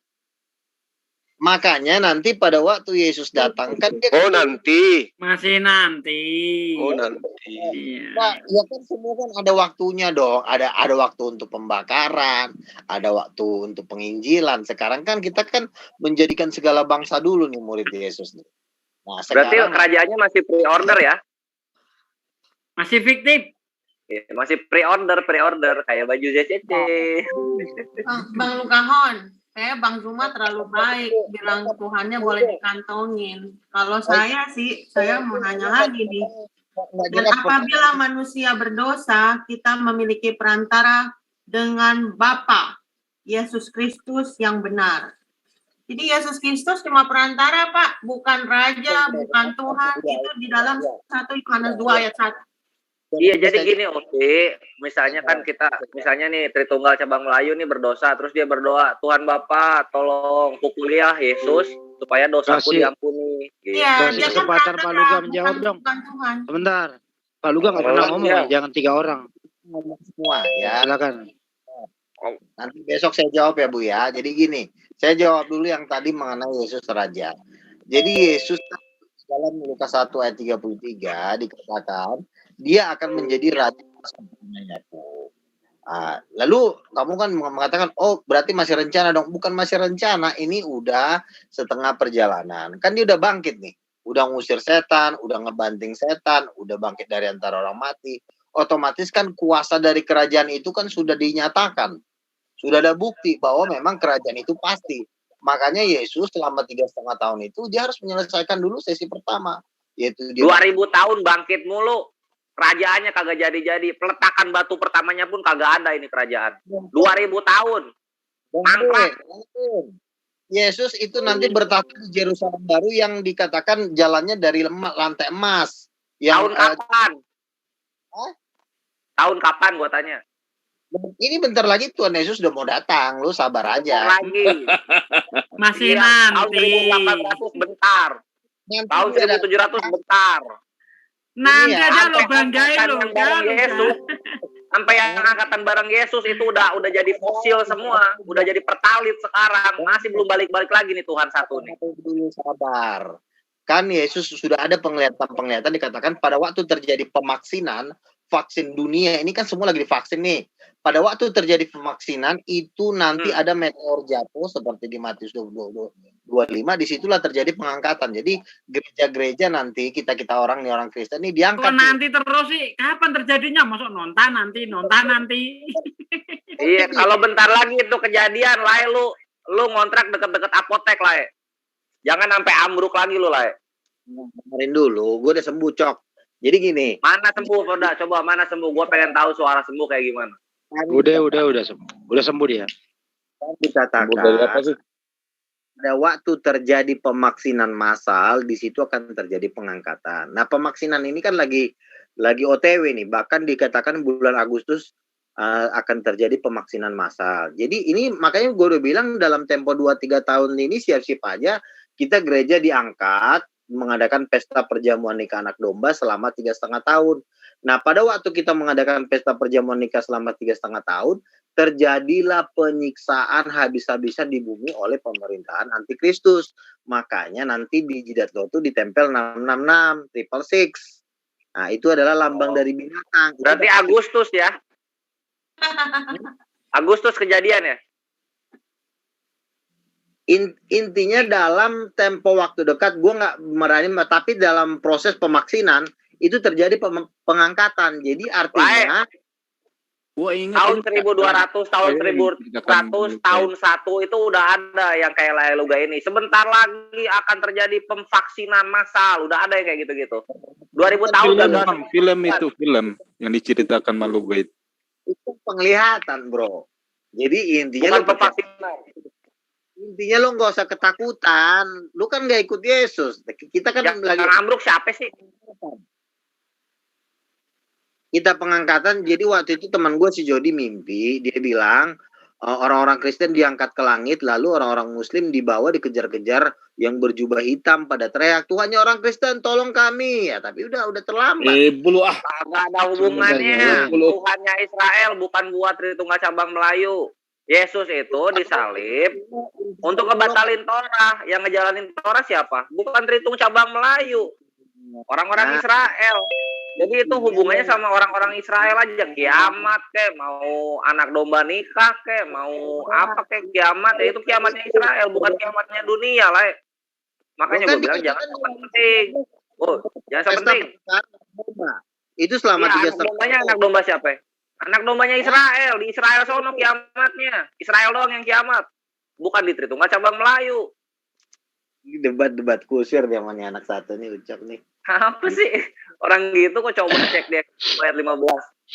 Karena disalib tanya, maka telah dibatalkan hukum Torah. Hukum Torah emang Tritunggal Cabang Melayu yang ngejalanin? Bukan, orang Israel.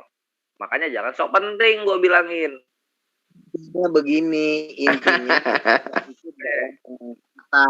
Kan di Matius 24 dikatakan anak manusia akan menyuruh malaikat-malaikatnya meniup sangkakala dan mengumpulkan umat pilihannya dari keempat penjuru bumi.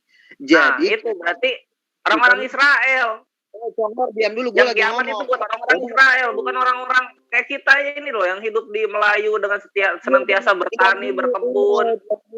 Nanti selesai gue ngomong baru lo ngomong, ganti yang ngomongnya. Oh ya udah, coba ngomong-ngomong. Dikatakan di situ anak manusia akan mengumpulkan orang-orang pilihannya dan meniup sangkakala. Di situ terjadi pengangkatan. Lalu lo yang nggak percaya Yesus ini kan tetap tinggal di bumi. Disinilah nanti masuk pemerintahan antikristus. Nanti semua orang dipaksa pakai lambang chip 666. Nah, kalau lo nggak Islam tuh kagak percaya Yesus tuh kata siapa sih? Iya, dulu nih. Itu film bang, film itu.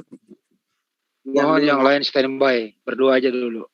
Gantian dulu ngomongnya supaya enak gitu. Habis gua ngomong baru napas lu sengap ya, sesek ya napas lu ya. Iya, gua bilang juga lu belum sembuh lah ya. Sedikit lagi ada sirene ambulans. Baik, sebelum dijawab untuk channel Julfikar Official sebentar lagi akan saya off-kan. Silakan bergeser ke channel Salam Akal Sehat, Sonya Donova maupun Andi Selebes. Karena di Julfikar Official sudah cukup panjang, akan saya reset. Bisa langsung meneruskan live ini ataupun diskusi ini dengan bergeser ke Sonya Donova, Andi Selebes maupun di Salam Akal Sehat. Silakan dilanjut akhir ini. Siap. Nah, gitulah apa intinya? Jadi intinya kan nanti kan pengangkatan terjadi. Yang diangkat siapa? Kristen dong, kan dikatakan di situ. Kristen di mana? Coba dicek dulu, jalur darah lu dari mana? Dari Batak, bukan dari Israel. Agak ada hubungannya. Bangsa Batak, bangsa Sunda, bangsa Jawa, bangsa Aztec. Lu goyim. Ya itu dia. Goyim kagak ada hubungannya sama Amim. Amim apa? Bangsa Israel lah. Andi bisa diatur nggak nih? Gue belum. Iya, diatur. Ya, tolong kasih kesempatan lah. Ya. Ya silakan Bang Luka. Iya, gue belum selesai ngomong mulu gimana sih ini orang? Jadi begini, jadi nanti kan orang Kristen kan ikut dalam pengangkatan, dikatakan orang yang percaya kepada nama Yesus, ya. Jadi orang yang udah dibaptis, dipenuhi Roh Kudus, nah itulah diangkat. Nah lo kan nanti kan di bumi ini kan tertinggal, akan disuruh nanti ikut vaksin. Di dalam vaksin itu kan ada chip 66, namanya nanorobot. Nah itu adalah nanti lambangnya Lucifer, lambang dari binatang. Kalau setiap orang yang tidak memakai tanda ini, dia tidak bisa membeli dan menjual. Dan terbukti sekarang kan, orang yang tidak vaksin, tidak memiliki sertifikat vaksin, tidak bisa kemana-mana. Nah makanya kan gue bilang si Triun ini kan bentar lagi kan mau menerima tanda chip 666. Berarti kan menggenapi di Wahyu 13. Itu adalah tanda dari binatang. Barang siapa menerima chip 66 ini, akan dilemparkan ke dalam lautan api dan belerang. Jadi ya sekarang kita tinggal nunggu nih ceritanya nih. Lo pada tinggal pakai tanda 66 itu. Udah ya? Udah ya? Nah sekarang gua. Nah ya itu mau chip 66 kek, mau chip mang kek, mau citato kek. Gak ada hubungannya sama Tritunggal Cabang Melayu. Karena nubuat-nubuat itu terjadi untuk orang-orang yang dikutuk oleh hukum Torah. Siapa orang-orang yang dikutuk oleh hukum Torah? Orang Israel. Ini debat sama ini kagak nyambung nih. Cari pembicara yang lain deh. Ini nggak tahu yang ngomongin apa Tritunggal Cabang. Gue nggak ngerti. Kenapa? Ya orang bener coba. Lah hidup di mana? Orang Israel bukan? Keturunan Lewi bukan? Atau enggak Efraim kayak? Apa coba maksudnya? Bukan ini nggak nyambung nih dialog sama dia Manfaatnya Oh gitu, kok kasar banget sih gue bongkar-bongkar itu siapa yang orang Israel, siapa yang orang Melayu. Kenapa sih kalau gue bongkar-bongkar gitu nggak suka? Gue nggak ngerti. Ya diterima aja, kagak ada hubungannya lah Perhitungan cabang Melayu mau bercocok tanam kek, mau beli imbus kek, kagak ada hubungannya sama penebusan Yesus. Yesus itu disalib untuk membatalkan hukum Torah. Yang dikutuk pakai hukum Torah bangsa Israel, bukan bangsa Melayu kayak lain dan gua. Lo itu coba belajar lagi deh, cara berdebat, lo belajar cara berdebatnya gua yang di ini. Coba dilihat deh. Luga. Ini si Triun Pendeta Luga. Hei, tadi nggak dengar si Kores mengatakan Yesus disalib. Enggak, si Triun ini kan gue lihat cara berdebatnya masih debat kusir. Enggak, dia sudah mengaku bahwa Yesus disalib. Tolong di Sibuma ngajarin dia lah supaya debater di sini itu. Tolong ini, Pak Robert, tolong bikin Luga nerima kenyataan bahwa yang dikutuk hukum Torah itu bangsa Israel. Perhitungan cabang Melayu nggak pernah dikutuk sama hukum Torah. Coba tolong dikasih tahu Pak Robert. Apa yang diomongin gue nggak tahu, arah omongannya kemana gue nggak tahu. Jadi gue bingung cara ngejawabnya gimana. Begini saya kembalikan ke topik. Saya kembalikan sebentar. Gue nggak paham benar apa yang didebatin manusia satu ini. Gue nggak tahu apa yang diomongin. Saya kembalikan yang lain lah. Baik. Saya kembalikan ke topik. Oksigennya belum nyampe ke ini kan lain masih sesek COVID itu loh. Jadi belum bisa. Bentar. Jadi topiknya saya kembaliin ya bahwa nanti kata Loga itu Yesus di zaman vaksin ini Yesus akan datang. Tapi kalau menurut kita orang di sini Yesus telat karena sudah keburu banyak korban begitu. Silakan Loga terangkan kok telat datangnya gitu loh. Monggo Bang Loga. Tidak pernah telat datang. Dia punya waktu yang khusus. Buktinya dia bangkit dari antara orang mati. Kalau dia udah bangkit dari antara orang mati, artinya dia udah punya jaminan. Ya, kita nggak usah ngajarin dia, kita nggak usah nasihatin dia. Kita yang di bumi ini yang butuh dia, ya, karena lo pada kan manusia berdosa, masih penyakitan. Jadi kita harus ngikutin dia. Jadi nggak ada istilah dia telat. Jadi dalam waktu dekat ini ya, artinya ini udah generasi terakhir ini. Artinya nggak akan nunggu gue punya cucu, nggak akan nunggu gue punya keturunan yang banyak. Pasti Tuhan Yesus datang. Nah inilah sebagai apa ya? Boleh kita berdebat kata Tuhan Yesus, tetapi kan waktunya juga ada. Semua ada waktunya. Artinya ini waktunya ini udah mau habis nih. Artinya perdebatan ini sudah tidak lama. Artinya ya kita kan dari tahun 2000 kan sudah berdebat ya sampai 20 tahun kemudian sekarang udah 2021. Artinya waktu berdebat itu sebenarnya sudah mau hampir habis. Jadi sekarang cuma tinggal ini adalah waktu penentuan. Kalau lu nggak juga ya. Oke, silakan Triun tanggapi. Ya silakan Triun. Jadi gini, Lai ini semenjak ambruk sakit dia mulai memikirkan sesuatu yang bisa mendamaikan hatinya dia gitu. Emang gitu karena kalau misalnya udah ambruk ngerasain sesak napas itu emang parno bawaannya lah ya. Sehingga pengennya tuh bareng-bareng aja mulu gitu kerjanya tuh. Gak mau sendiri lain. Makanya pengennya tuh cepet-cepet kiamat supaya semua orang sama-sama merasakan apa yang Lai rasakan kan gitu ya. Tapi sayangnya nggak begitu Lai. Sayangnya nggak begitu. Apa yang Lai rasakan akan Lai rasakan sendiri. Siapkan iman karena kemarin udah gue ingetin. Lai kalau tidur ditemenin. Karena kalau misalnya Lai napas berhenti sedetik 2 detik itu nggak kerasa Lai. Jangan lupa kalau butuh oksigen hubungin gue punya banyak tabung oksigen. Kasian loh orang nggak bisa napas. Kalau mau minta oksigen dari sekarang.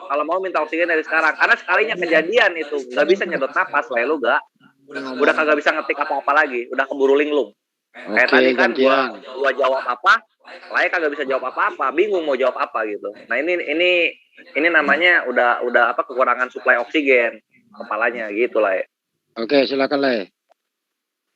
Ya, jadi kan intinya kan di kalian ini kan akan tertinggal di dalam pesta kita ini kan diangkat nih dalam pesta perjamuan nikah anak domba. Nah, kalau udah tertinggal kan, ya mau diapain lagi, udah ketinggal ya ketinggal aja. Gitu. Jadi makanya kan gue udah bilang tidak banyak waktu lagi untuk berdebat. Kalau memang lo mau selamat, lo ikut Yesus. Kalau nggak mau lo selamat, ya lo mau jadi kayak, karena gini juga, kemarin ya jam 11 malam ya, teman gue telepon gue. Kenapa Bet? Gue bilang, gue ngelihat, aduh, gue nggak tahan ngelihatnya dia. Kenapa emang gue bilang? Itu gue ngelihat api, lautan api itu ujungnya nggak kelihatan sampai di mana ujungnya gue nggak ngelihat. Lalu malah Halo. melempar orang itu ke dalam lautan api itu gosong kayak kerupuk. Lu tau kerupuk kan? Lu tau nggak orang kalau lagi buang baju kotor kayak gimana? Nah kayak begitu. Itu manusia itu kayak nggak ada harganya, main dilempar-lempar oleh manusia. Gue bilang amat Bet penglihatan lo. Memang siangnya itu gua lagi menulis suatu tulisan kecil lah. Gue menulis begini, orang yang menuduh Yesus Nabi itu akan dibakar sampai selama-lamanya. Lalu tiba-tiba malamnya si Robert ini mimpi, bukan Pak mimpi. Robert ini Wendur maksudnya. Jam 11 malam dia. Oh, bukan. Jadi jam 11 malam itu dia pas lagi tidur, dia diperlihatkan Tuhan lautan api itu ujungnya nggak kelihatan. Itu cerita itu cocoknya untuk anak-anak Luka. Kita orang dewasa kalau suguh itu cerita kayak gitu. Aduh, halu. Bisa. Nah, apa dulu? Belum ya? Itu kan yang ceritakan sudah 50 tahun. Jadi artinya kan dan dia juga memang penginjil. Jadi artinya ya memang sudah tidak ada kesempatan banyak lagi. Memang misalnya kayak model Citriun ini tetap bersikeras, ya itu ya memang udah nasibnya dia gitu. Karena begini ya, 275 juta rakyat Indonesia, 275 juta rakyat Indonesia itu kan rakyat, berbeda dengan guru palsu. Kalau guru palsu itu sekelas-kelas seperti si Triun, seperti si Sugi, si Juma, ini memang sudah nggak punya kesempatan lagi akan bertobat. Karena kenapa? Orang kalau udah kelas guru palsu itu biasanya udah pasti ke neraka ya, seperti di Matius 23 dikatakan. Bahwa mereka ahli-ahli Taurat ini tidak akan luput dari hukuman neraka. Jadi kalau nanti 275 juta rakyat Indonesia ini banyak yang terima Yesus, banyak yang percaya Yesus, tapi kalau golongan-golongan si Sugi ini akan tetap di Jum ini. Mereka akan tetap ngumpul di Jum ini saling menghibur. Oke bro, mic lu enggak? Benerin dulu mic-nya lah, supaya bisa denger ini. Jadi saya informasikan malam ini bahwa terjadwal habis ini Bapak Robert Wendur diskusi sama Goldian Simbolon. Oh iya. Ya terjadwal. Lanjut. Ya. Masalahnya gini lah. Ketika itu kejadian yang Lae bilang, misalnya ya anggap itu kejadian lah. Lunya masih hidup atau ngerasain kematian dulu lah. Kalau misalnya lu ngerasain kematian dulu, lu siap nggak? Kita kan pengangkatan. Lu berarti lu sempat diangkat ya, nggak ngerasain kematian dulu lah, kayak kawan-kawan Tritunggal lu yang lain. Mati. Serius. Kalau kejadiannya lu mati, siap nggak lu? Loh, kan firman Tuhan berkata rapture. Kita kan berdoa untuk rapture. Artinya kita juga harus berjaga-jaga juga ikut rapture. Oh, berarti kagak ada kepastian. Lu ini tetap hidup atau mati dulu? Gak ada kepastian. Firman, memang gue udah pernah bermimpi. Di dalam mimpi itu gue ikut pengangkatan. Gue ngelihat konser akbar dan gue sampai menangis karena betapa jutaan orang gue lihat memuji-muji Tuhan. Gue tiba-tiba lagi nginjil begini. Gue bilang, bukan Lae, yang namanya mimpi itu harapan. Kenyataannya nggak akan kayak gitu. Kadang yang terjadi bertolak belakang dengan mimpi. Lu siap kagak? Itu pewahyuan karena itu sudah menyangkut sorga. Beda kalau lu kagak siap nih, merasakan kematian. Bukan masalah merasakan siap atau tidak siap, tapi kalau memang Tuhan udah dalam pengangkatan ya mau lu nggak bisa paksa Tuhan lah. Ya iya, tapi kadang yang namanya mimpi itu bertentangan sama kenyataan. Lu siap kagak ngerasain mati? Semua gue udah sering banget mimpi dan semua rata-rata mimpi gue terjadi. Nah sekarang kalau misalnya kematian, lu mimpi mati nih, pasti lu kagak akan ceritain ke gua karena lu takut gua babarin itu. Rasa mati itu kayak gimana? Gua tuh mimpinya pengangkatan, ya udah kita imani pengangkatan. Kalau lo kan tertinggal nih ceritanya nih, bakal Tapi lu siap kagak? Kalau gua sih siap-siap aja merasakan kematian. Lu siap kagak? Pengangkatan. Mau Gak diapain siap lagi? berarti ya? Ih, lah cupu. Nggak bisa, gue percaya itu dari Tuhan. Iya. Komiknya begini ya, nggak bagus ya. Iya lah. Dulu gak? Jadi gini aja, karena Bang Luga udah dari tadi, jadi kesimpulannya, jadi silakan Bang Luga simpulkan. Oke, nanti aku simpulkan. Bang sebentar, habis disimpulkan nanti Bang Juma nanggapin, Kores nanggapin, Utasugi nanggapin, dan yang lain, Ibu Aisyah nanggapin. Silakan Bang Luga. Aku yang paling muda yang awal, Gurunda terakhir. Oke, silakan. Jadi begini ya, karena kan saya bilang tidak semua kita punya kesempatan banyak untuk diinjilin, ya. Karena dari 20 tahun terakhir ini, gue juga udah menghabiskan waktu untuk memberitakan Injil kepada Muslim. Artinya memang ada satu orang ibu, namanya Ibu Selvia. Dia, Tuhan ngomong sama dia, 2021 adalah waktu sudah habis. Ya. 2021 itu sudah habis waktunya. Jadi artinya kita ini, para pendebat-pendebat ini sudah tidak punya waktu lagi banyak untuk berdebat. Di sini kita sudah diperhadapkan kepada suatu pilihan. Salah satunya adalah vaksin. Di dalam vaksin itu, menurut penglihatan dari para nabi-nabi Tuhan, ada tanda chip 66, ada nanorobot, robot-robot kecil yang disuntikan ke dalam tubuh, dan pada waktu disuntikan itu ke dalam tubuh kita, resmilah kita menjadi milik binatang di Wahyu 13. Dikatakan bahwa nanti barang siapa yang memiliki tanda binatang itu, tidak bisa menjual dan membeli. Berarti itu kan udah persis banget. Sekarang kalau tidak divaksin, tidak bisa menjual dan tidak bisa membeli. Berarti persis dengan Wahyu 13. Jadi di dalam vaksin ini ada lambang 666. Nah, itu nanti disuntikan kepada setiap, saya melihat ada juga sebagian Muslim yang menolak, tapi saya juga melihat ada juga sebagian Muslim yang menerima. Dan kemungkinan besar Muslim yang menolak ini akan berada nanti ikut dalam penuaian besar, dan mereka akan ikut masuk dalam kerajaan Tuhan. Nah, jadi karena di dalam kitab Yesaya juga dikatakan kan bahwa domba kehadiran Nebayot juga nanti akan menyemarakkan pesta keagungan kemuliaan Tuhan di akhir zaman. Jadi artinya orang-orang Muslim ini juga nanti sebagian besar akan bergabung dengan kerajaan Tuhan Yesus Kristus. Tetapi untuk kelas guru-guru palsu, ya, ini ada kabar buruk nih yang gua harus ceritakan. Guru palsu ini kemungkinan besar tidak akan ikut dalam pertobatan. Jadi mereka ini diinjilin nggak bakalan bisa bertobat. Contoh kita lihat Ustadz Moko Gintal, Ahmed Didat sampai matinya pun mereka tidak bertobat. Jadi di tahun 2021 ini di sini akan terjadi penuaian besar-besaran. Jadi ini ada kabar buruk untuk para debater. Jadi debat ke depannya ini bukan akan semakin ramai. Jadi kalian nggak usah terlalu bermimpi, karena nanti orang akan lebih banyak percaya dengan, artinya waktunya udah habis lah. Masa berdebat waktunya udah habis, tinggal waktu sedikit lagi. Kalau kalian memang mau percaya silakan, kalau tidak percaya ya monggo gitu loh. Jadi terima kasih Luga. 2021 Anda ya sudah baik Bang Luga. Oke silakan. Bang Luga, waktu Anda juga sudah habis. Silakan menikmati chip triple 6 itu ya.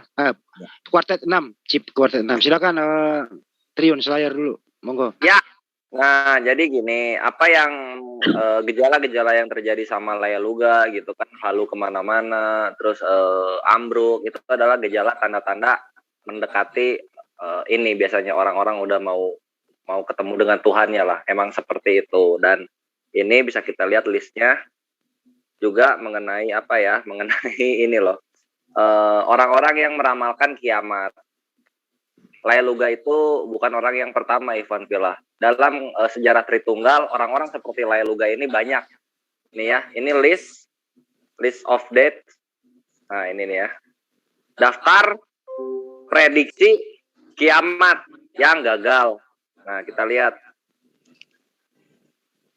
Nih, kita dari masa lalu aja dulu. Nih, ada ya. Bishop Prancis. Lihat nih tahun berapa? Tahun 365 udah mulai. 375, 482. Wow, lihat banyak banget. Tritunggal semua. Tritung semua ini.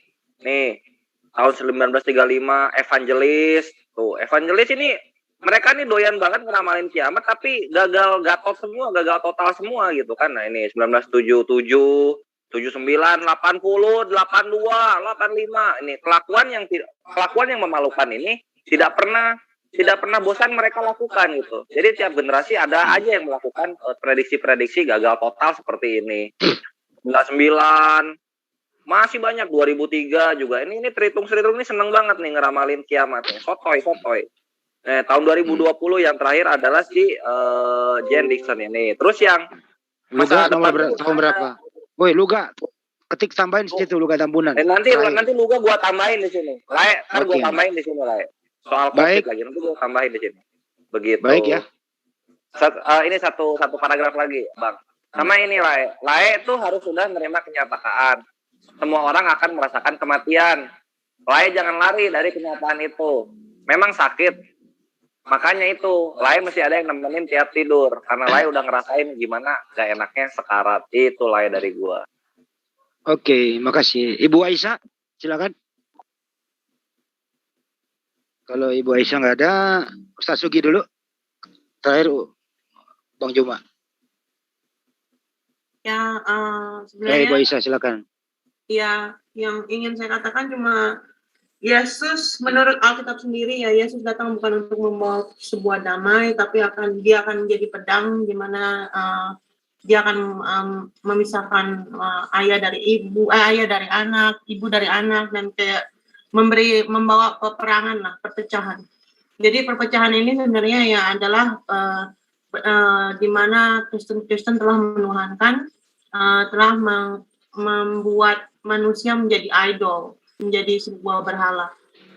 Jadi itulah yang perpecahan yang akan datang, dan pada saat akhir zaman nanti mereka lah yang akan dihakimi. Ya itu aja sih. Thank you. Oke, terima kasih Ibu Aisyah. Ibu Aisyah adalah mualaf kita yang baru berumur 4 minggu lah, masuk minggu keempat ini. Silakan Ustaz Sugi. Ya, kalau saya suruh komentari Luga Tambunan ini apa yang saya harus komentari, karena saya lihat argumennya ini ya kelas anak-anak gitu ya, terlalu halu. Tapi kalau ditantang langsung ngeper seperti kemarin sebulan yang lalu atau 2 bulan yang lalu itu mengatakan bahwa Indonesia Islam akan menjadi minoritas dalam waktu 3 tahun setengah. Saya ajak taruhan potong leher, langsung ngeper. Jadi saya nggak bisa komentar banyak mengenai Luga Tambunan. Sudah itu saja. Oke, makasih Pak Tasugi. Kita beri terakhir ke gurunda kita, Zulkifli M. Abbas. Silakan. Halo Bang Juma. Sudah ngeper, sudah tidur. Oh, udah tidur ya? Gue 30 detik. Jauh dari... Enggak, masih ada di sini. Masih ada. Wah, Silakan. denger dong saya sebut ngeper tadi. Bang Ian. Tolong di-mute Bang Ian. Aduh. Ganggu aja. Jadi yang paling terpenting dari sekian banyak tadi hayalan daripada Bang Luga, hanya satu poin yang paling benar.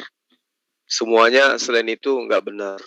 Yang satu poin itu baru malam ini saya mengakui Bang Luga itu mengajarkan sebuah kebenaran. Apa itu? Ketika Bang Luga mengatakan bahwa Nabi yang sama seperti Musa itu bukan Yesus. Nah, kalau bukan Yesus, sudah pasti bukan Lukas, bukan Markus, bukan Matius, bukan Yohanes, bukan Paulus. Berarti satu-satunya Nabi yang sama seperti Musa itu adalah Rasulullah Muhammad Sallallahu Alaihi Wasallam. Nah, terlepas daripada pengakuan Bang Luga bahwa Yesus itu adalah Raja, Yesus itu adalah Tuhan, ya silakan dibungkus bawa pulang. Itu iman Anda.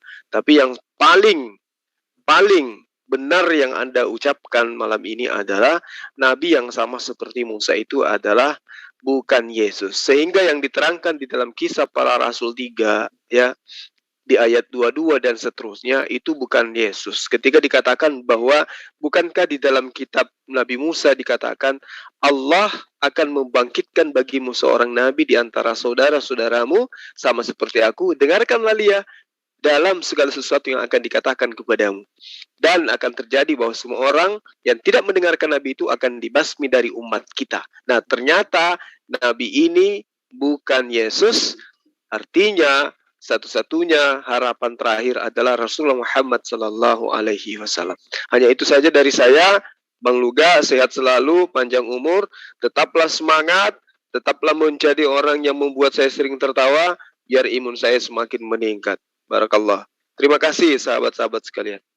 Oke, makasih Bang Joma. Karena tadi Pak Sansan ikut dari awal, saya beri waktu untuk Pak Sansan. Silakan. Pak Sansan, ada yang mau disampaikan, Pak? Saya jadi pendengar dulu aja, Pak. Baik, terima kasih. Oke, kita tutup ya. Ya, silakan Ustaz Sugi yang tutup. Silakan aja Bang Andi. Oke, baik, terima kasih semua ikhwan billah yang ada di live chat. Demikianlah tadi dialog bincang-bincang bersama kita, ada Pak Sansan, ada Pak Luga Tambunan, peserta gurunda kita Zulkifli M. Abbas, Ustaz Sugi, Trion Slayer, Ibu Aisyah, dan semuanya yang ikut berpartisipasi dalam dialog ini. Semoga bermanfaat buat kita semua. Jangan lupa tetap di channel Muslim. Hindari Game CK. Ya, hindari untuk bergabung bersatu majelis dengan mereka, karena kalau Anda ke sana berarti ikut membantu membesarkan channel mereka. Ingat semuanya yang kita sudah sepakati. Golop Mike Charlie Kilo GMCK, Gerakan Menolak Channel Kristen. Terima kasih atas semuanya. Wabillahi taufiq wal hidayah. Assalamualaikum. Jangan dulu. Satu lagi. Ivan Villa, like, subscribe channel Trium Slayer Comment Center, karena di situ ada bahasan yang menarik juga. Contohnya menggauli budak ala agamanya Yesus. Ini bisa kita pakai untuk ngeplak-ngeplakin balik Tritung cabang Melayu yang doyan banget bahas budak. Kita kasih paham mereka. Jadi jangan lupa like, subscribe channel Triun Slayer. Aduh. Kang Yan.